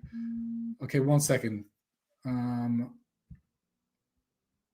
All right, Dilly wants to join. Assalamu alaikum. Sorry, Dilly, I wasn't checking the chat. That's Dilly's fine. want to join a lot. Dilly, can I let you take over while Sure. I see through some of the comments? Sure, absolutely. Ramiz, Sonica bro, thank you for joining the show. Safwan, brothers and sisters on the show, join it. The link is pinned on the comment section. This is a trial pilot, something that me and Roshan are trying. So inshallah, it's heartwarming to see brothers and sisters join.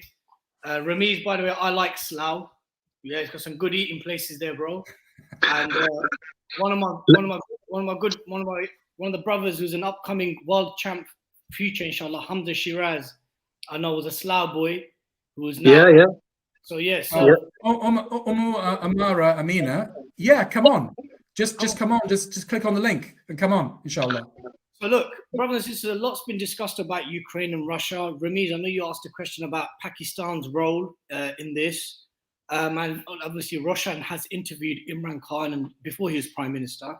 I think Pakistan, like Bangladesh, which has also kind of taken a neutral stance, is that they want to play the neutral role in the case of Pakistan because it wants to slowly move away from the US influence of power, like Erdogan, it does.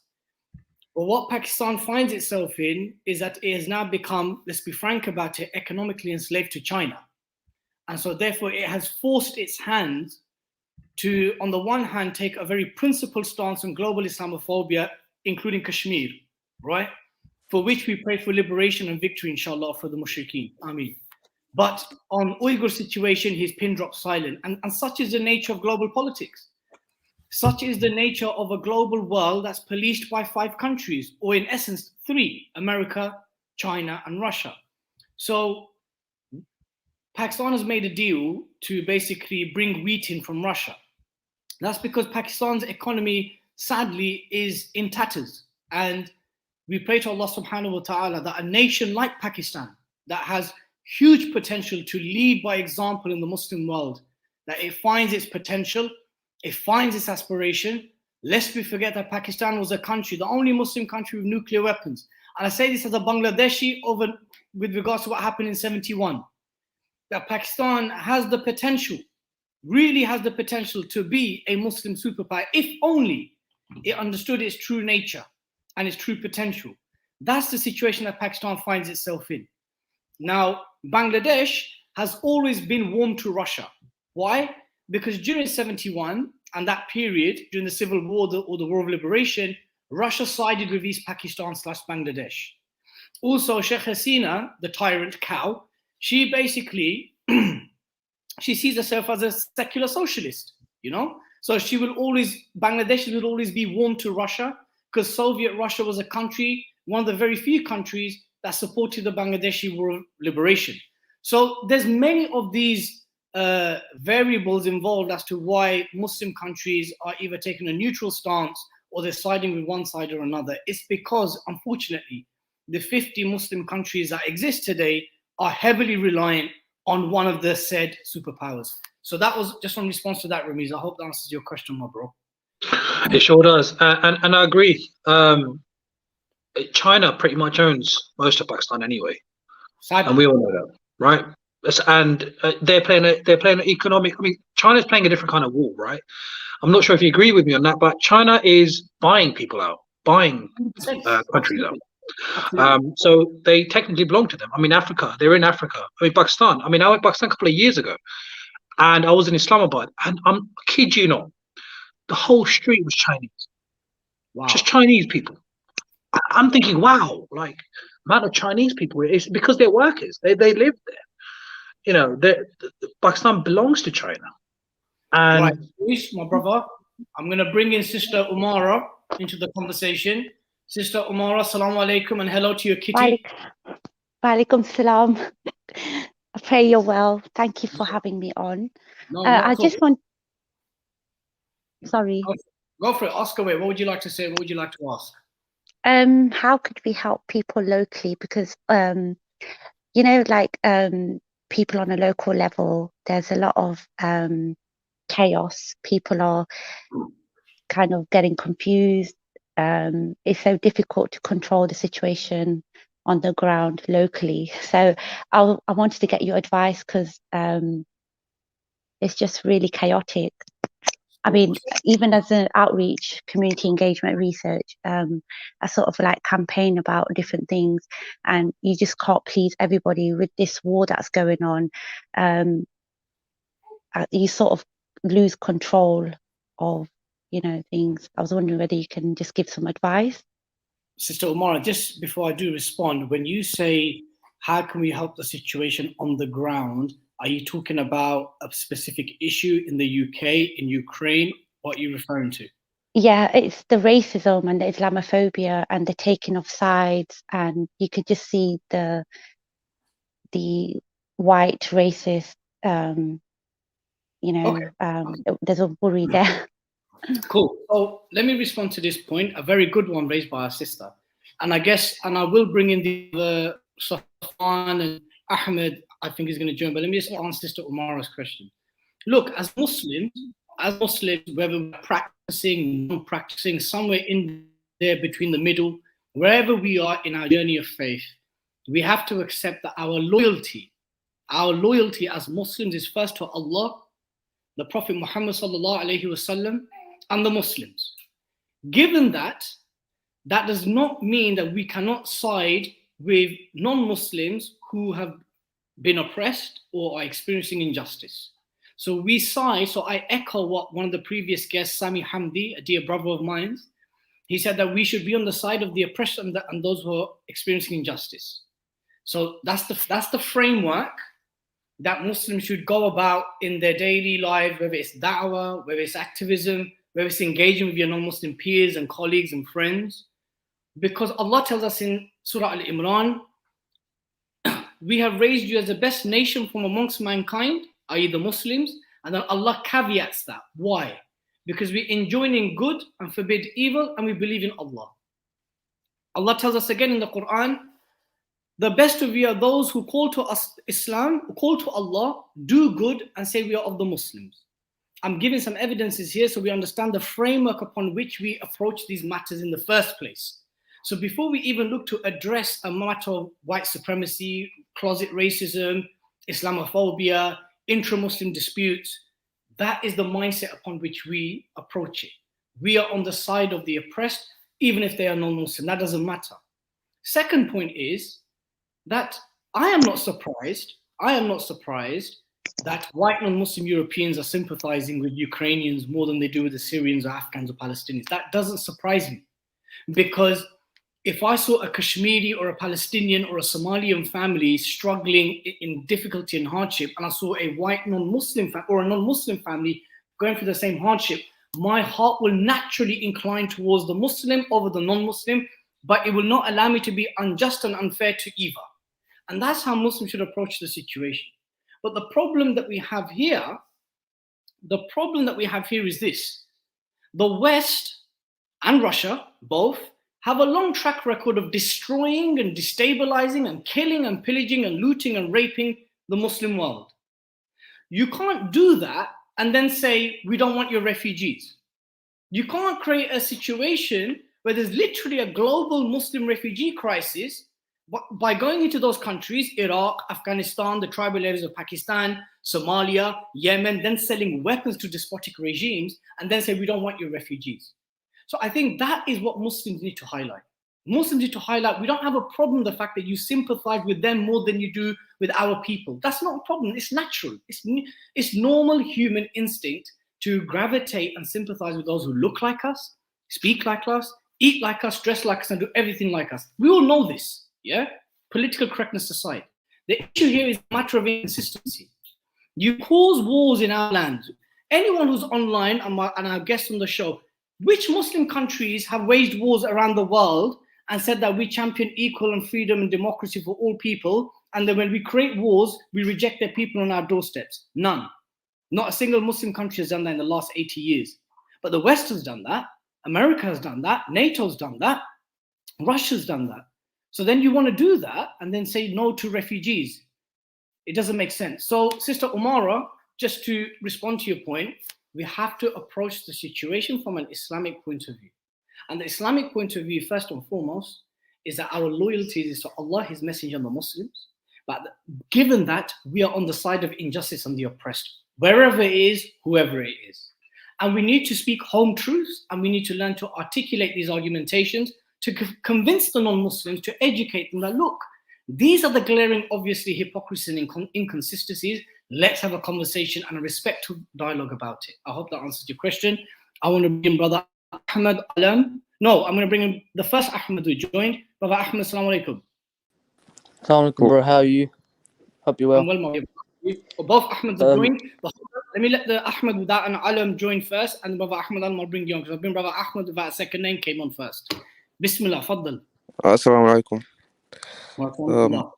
Brother D, what do you think about the Crimean Tatars' role in this war? How it affects the Muslims? I believe the Tatar Muslims of Crimea have the most justified reason to fight the Russians more than any group of people. Lest we forget who the Crimean Tatars are. They're ethnic Turkic Muslims of that region for the best part of 700 years, minimum. Lest we forget that Stalin wiped out more than 200,000, that's a conservative number, wiped out entirely the Crimean Tatar Muslims. So my response to that is, of all, even the Chechens who are fighting under Kadyrov and so forth, I believe the group of Muslims who have the most right to defend themselves against the Russians are the Muslims of Tataristan or Crimea. And I pray to Allah subhanahu wa ta'ala that He protects them and gives them victory over the oppressors. So if you don't mind me asking, I mean, what about the situation with the Chechens fighting alongside the Russians? I mean, how does that even... Okay, so the situation we have regarding the Chechens, and Brother Ahmed, I'm going to come back to you if you want to counter or come back to that point. Ramiz, basically the situation of the Chechens is as such. Ramzan Kadyrov, who is the current ruler of Chechnya, his father was part of the liberation war against the Russians until he made a peace deal or made a deal with Russia, which then resulted in the Mujahideen of Chechnya being wiped out because of that deal. Kadyrov has cemented his throne by basically promising that there will never ever be a rebellion against Russian hegemony, which is clearly anti-Muslim, or a particular type of Islam it has a problem with. And so therefore you have Chechens who are fighting under Kadyrov, i.e. Russia, against Chechen Muslims in Ukraine, who are the descendants, the sons, the fathers, the nephews of those Mujahideen that were killed when Kadyrov's father made a deal with the Russia.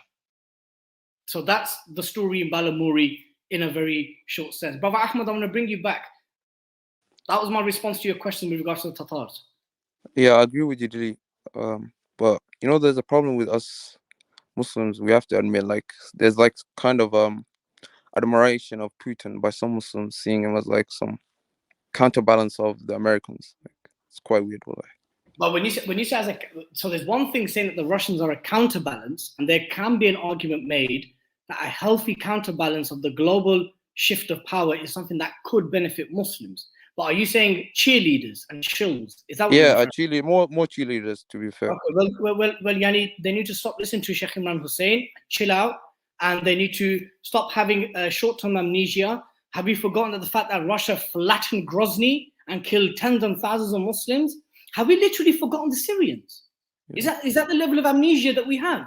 That they barrel bombed and carpet bombed our brothers and sisters? I got back from Beqaa Valley, Syrian refugee camp, just a couple of weeks ago. Widows. Dili, I agree with you. I think the buzz and excitement for the Muslims in general, I think is more so a superpower coming up up against someone who, you know, their own size kind of thing, right? America's always been the superpower. NATO is there, and they finally got someone who's challenging them, right? Who's basically, you know, flexing their muscles to say, all right. Means that challenge can have real life Of effect. course, I agree. I agree. And you're right. I mean, let's not forget what Russians have been doing recently in Syria. You know, all these other places. They've killed plenty of our Muslims. Bro, you know, and by the way, historically speaking, just a bit of a quick history lesson. The Ottoman Caliphate, the last Islamic polity, central authority that we have, good, bad, or ugly, their arch nemesis, their arch enemy was Russia. Russia was always the historical enemy of the Khilafah in its last 150, 200 years. The point we're trying to make is, and I guess the point I'm positioning, and I'm not saying I'm right in this, and many will disagree, is that both sides have blood on their hands of the Muslims. We need to be very mindful to cheerlead over one side or the other. And any blind, like even today's show, there were some comments about Russia is warm to Islam, Putin loves Islam because he said don't insult the Prophet ﷺ. That's fine, you can say don't insult the Prophet ﷺ, but what happens with that when you're carpet bombing innocent Syrians in Idlib and Halab? Do you understand? So that's where I am. I'm going to bring in Brother Ahmad Alam. Brother Ahmad Alam, Assalamu alaikum. Brother Ahmad Alam, you there? If not, I'm going to switch over to Brother Safwan, see if he's available. Brother Safwan, you there? Assalamu alaikum, bro. You okay? How are you doing? My question is, how will this affect the relationship between Russia and the West in the next 20 or 30 years? Do you reckon everything's going to go back to normal? Or do you reckon this is going to cause some serious issues? That's a massive question, bro. I mean, I don't even think Mystic Meg with her ball. Personally speaking, if you don't mind me put my input it, I think it will cause massive issues in the short term. You know, as long as this war's obviously going on, and it could go on for a long time, who knows, right? The consequences for Russia in the short term are going to be quite serious, and it will take some time to mend that relationship. I mean, it's not going to change overnight for sure. And I think NATO and Europe in general are going to be rethinking their strategies, rethinking, you know, who's doing what kind of thing. And it's going to get worse, I think, generally across the world. I think it's going to cause, this is opening a can of worms. My fear is this is going to cause some huge issues globally. I mean, China, let's go back to China. I mean, who's not to say that China's not going to go invade Taiwan now, you know, given that Russia's going to have done this, you know? My dear brother, wrap up on your point. That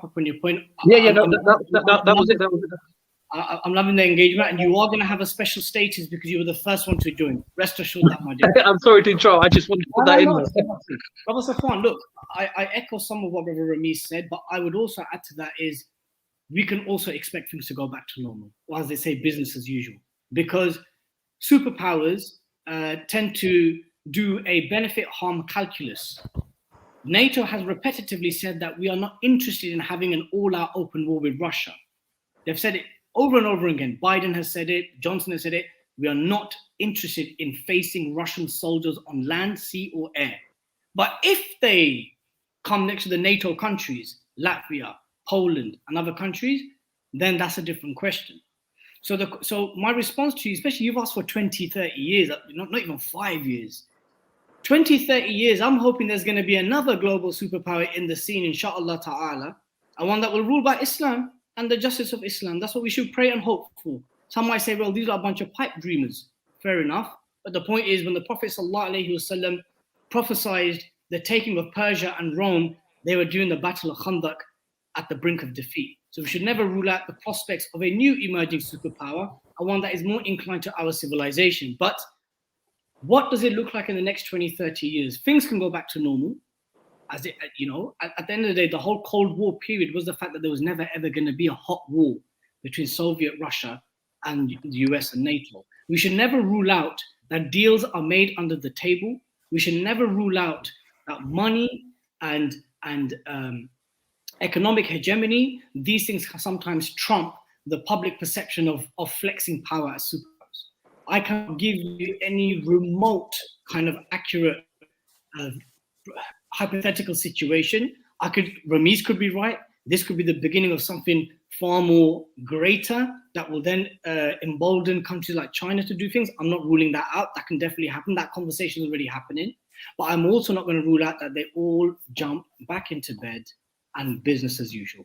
We can't because yes, go on, Roshan. Yeah, Dilly, just to let you know, guys, that should we keep it going for another 10 more minutes, perhaps? And what I'm going to do is sorry, go on. There's a few guests. Yeah, there's a few guests. So Ramiz has spoken, mashallah, enough. Safwan, my dear brother, I hope that's answered your question. I know it was in a great response, but I can't comment on something which I literally think to myself, I don't know what that future holds. I know that I know the future that I want, but I don't know if that's the future that lays ahead. So can we bring in away? 1 second, yeah? What I'll do is the people that have been on for a long time, I'll say salam alaikum to you, ma salama to you. Jazakallah khair for coming on.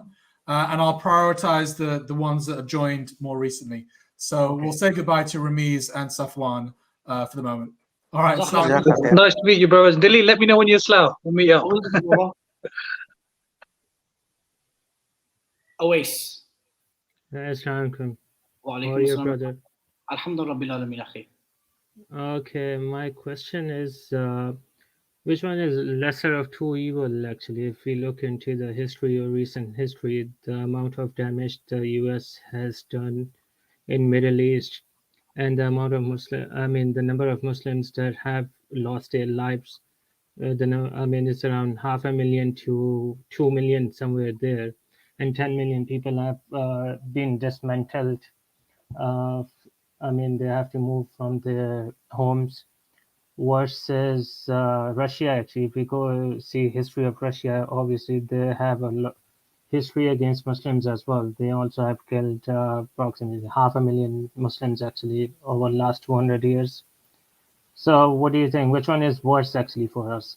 And the second concern I had was the NATO expansion actually. From 1991 to now, they keep expanding NATO towards the western borders of Russia. And that we under the table, they've been saying to Russia that we are not going to expand actually. But they kept expanding actually. And that's one of the trigger points. You can see that push Russia to attack Ukraine and now take over Ukraine. Barakallahu Feek. It's a very interesting question that you posited, and one I think Muslims are asking each other. The point here is, what is the measurable to tangibly assess who is the lesser evil? Is it the death toll of the amount of wars that respective superpowers and their allies have committed against the Muslims?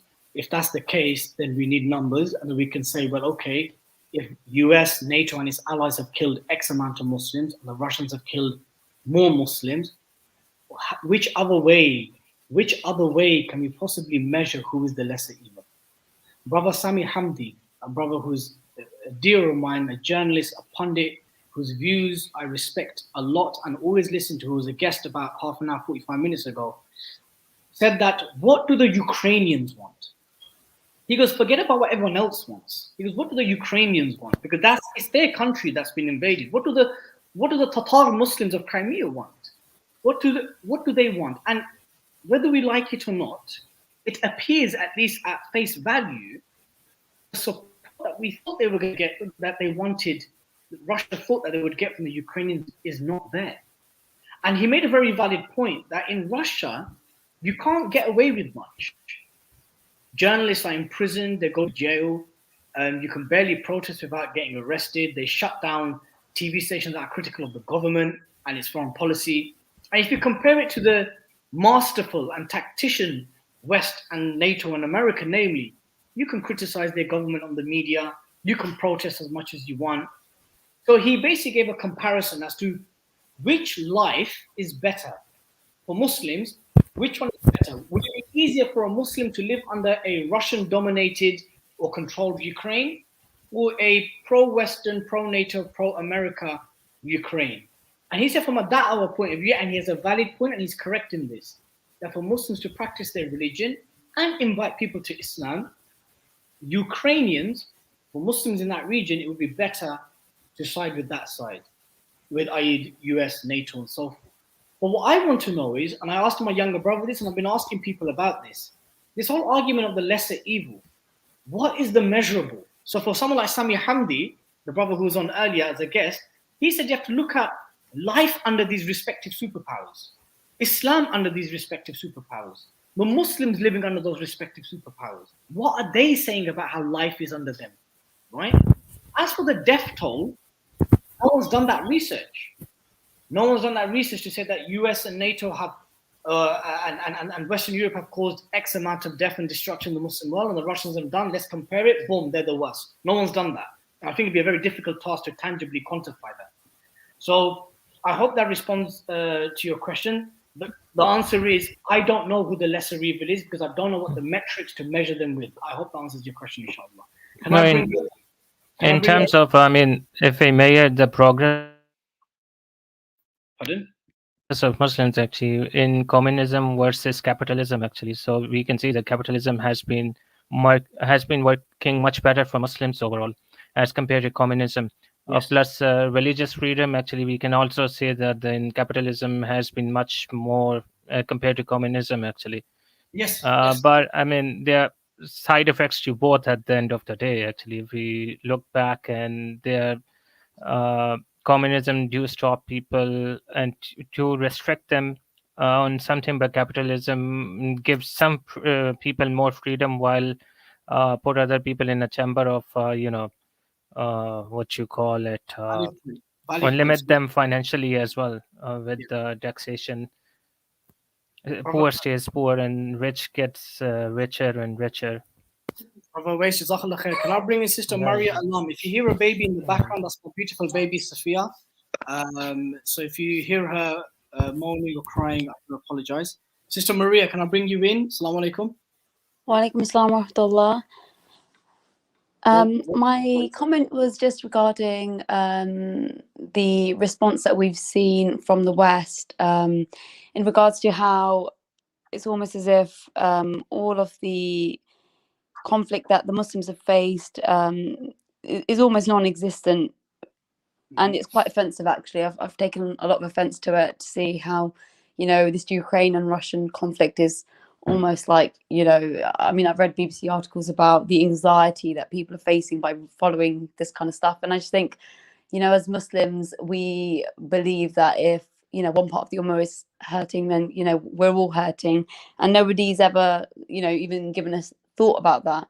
I guess my question to you is, how do you think going forward we as Muslims should react to the way they've reacted to us, as in the colours they've shown us about themselves and their views on us, because they clearly don't care about what we go through when our brothers and sisters are hurting in the Middle East.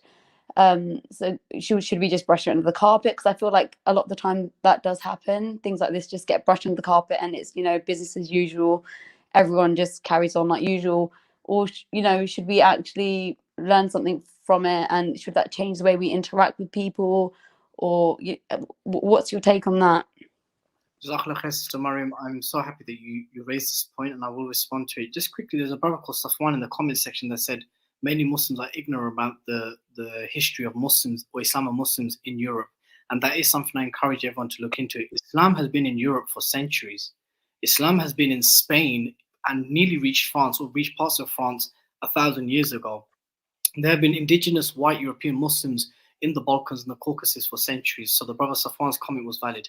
Sister Maria, I echo everything that you say, and I believe that the vast majority of Muslims who are at least politically aware and following events closely feel the exact same grievance and frustration as you do, sis. But I say this, yeah? You know how you said the hadith, the very commonly cited hadith about the ummah being one body, and when one part of it is hurt, the rest of the body responds in feverishness and restlessness.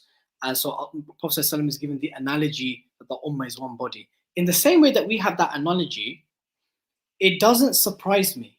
And Muslims, listen to everyone who's on the show, we should not be surprised or expect white non-Muslim Europeans to sympathize with Muslims the way that they're doing with Ukrainians. That's something we have to accept, because I said earlier on in the show, Sister Maria, that if it was a Muslim family, Kashmiris, Palestinians, Syrian, whatever they may be, our heart will naturally incline towards them because of our deen, but also because of various cultural reasons. And that's normal because humans gravitate towards people and that are like them.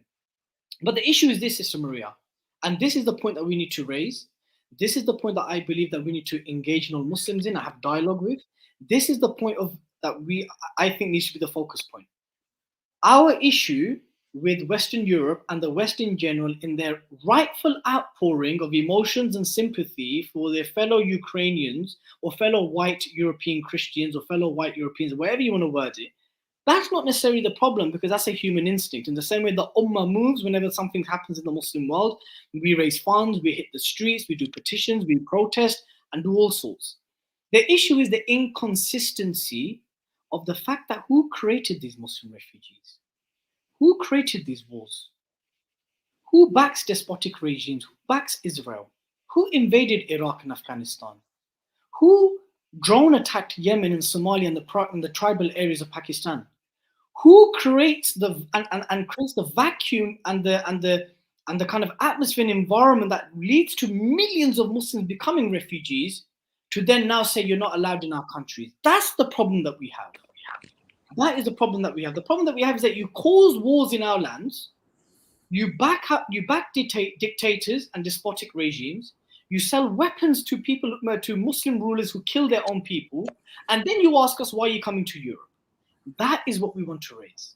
We also want to raise that be honest that Poland and Belarus were honest enough to say, look, fine, we'll take Syrians, but they'll have to be Christians. They've actually said that.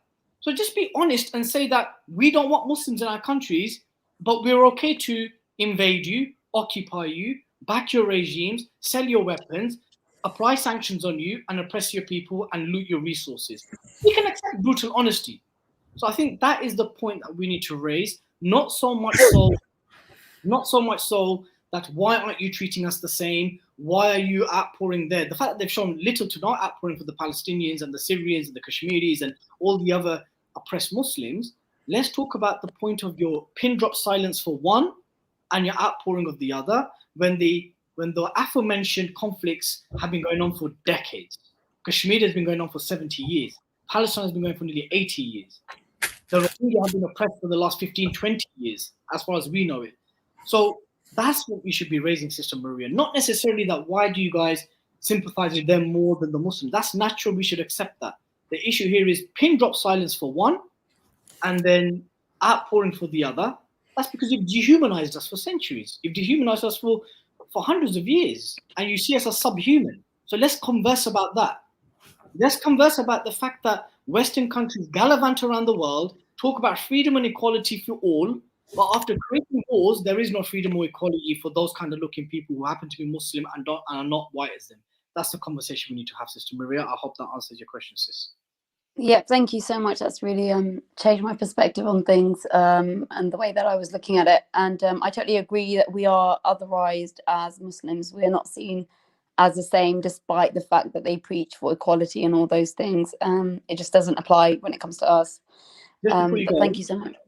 Just before you go, and for our brothers and sisters listening and watching, we want to know, how is it acceptable that you go to Muslim lands, you invade, you loot, you destabilize, you back brutal regimes, you sell weapons to Saudi to bomb Yemen?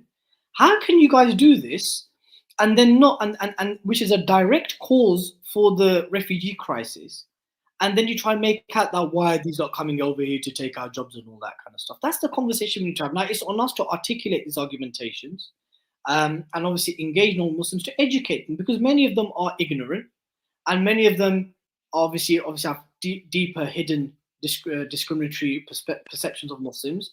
So that is the point we need to engage, inshallah. Brother Sister Maryam, Jazakallah khair, and thank you for your contribution. It was a great question that you posited, and I'm sure it's one that's been in the minds of many. Brother Abbas, Assalamu alaikum. I'm going to take a question or a comment from you, and then we're going to go through some comments. So Roshan, after Brother Abbas, can we have some comments, and we're going to wrap up the show. Brother Abbas, Assalamu alaikum. Wa alaikum assalam wa rahmatullah. Basically, I got two questions. I was going to say, do you think China will invade Taiwan? And if they do you think there will be sanctions against China? Because that's a tough one. Because Chinese money is Chinese money. Chinese money is these days is the good money. You know what I mean? Chinese money, innit?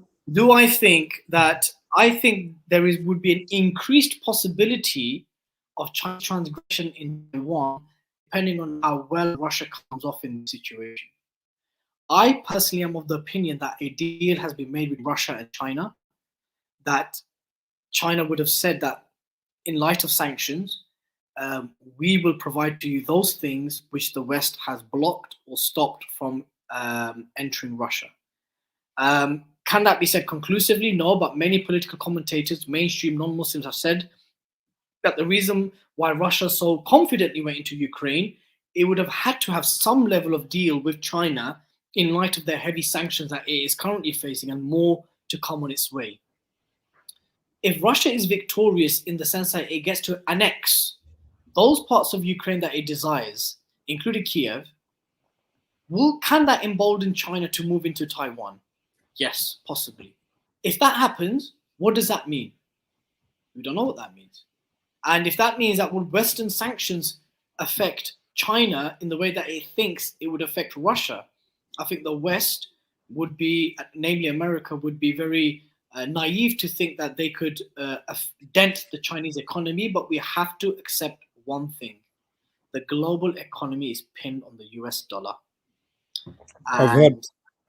And because it is pinned, US dollar, America, to some extent or to a great extent, depending on where you fall in this position, it still does set the rules of the game from a global point of view. Whether you look at it from NATO, whether you look at it from IMF, whether you look at it from a World Bank point of view, whether you look at its influence in the SWIFT banking system and these kind of things, America still sets the rules of the game in which China and Russia have to maneuver in.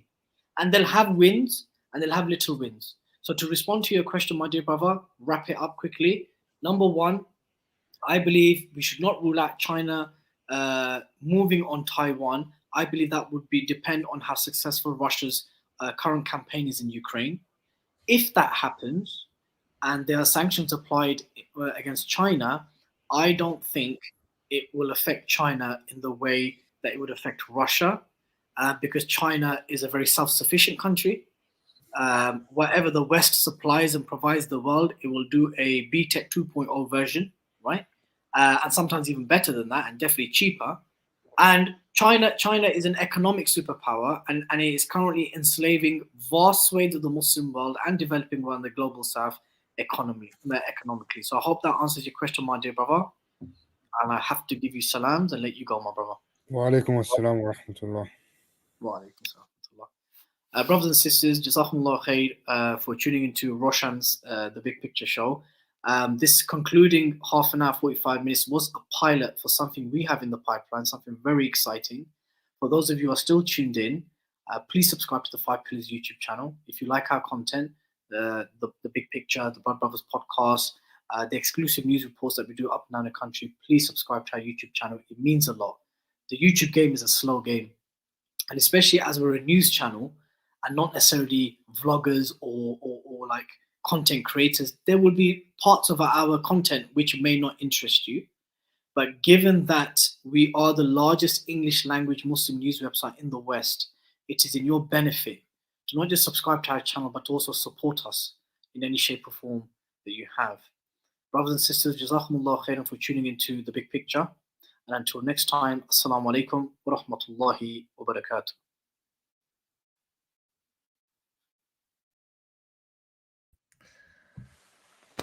Okay, that was Dilly saying goodbye. I'll say goodbye as well, brothers and sisters. There are a few more comments, but I won't read them out because we've been going for more than 2 hours. I think that's been quite a successful experiment. I was a bit kind of nervous at the beginning because people weren't joining. People were shy. They preferred to comment. But as Dilly said, we have a show in mind that we might expand in the months to come, whereby we basically will throw it over to you and we will expand on that little experiment. I'm losing my voice, so I won't say anything more, but I don't think I've changed my mind, to be honest. Last week, I was like, Muslims should sit on the fence, get the popcorn out and watch, not participate. I've heard the differing opinions. A little bit surprised at Brother Sammy's opinions that we should basically support the Ukrainians, because I think that is a minority opinion that I've heard anyway. But I know that Muslims do have it, but I don't think I've changed my mind. And judging by the comments, I don't think most people have changed their minds either. Okay, I'll wrap it up there. Assalamu alaikum wa rahmatullahi wa barakatuh.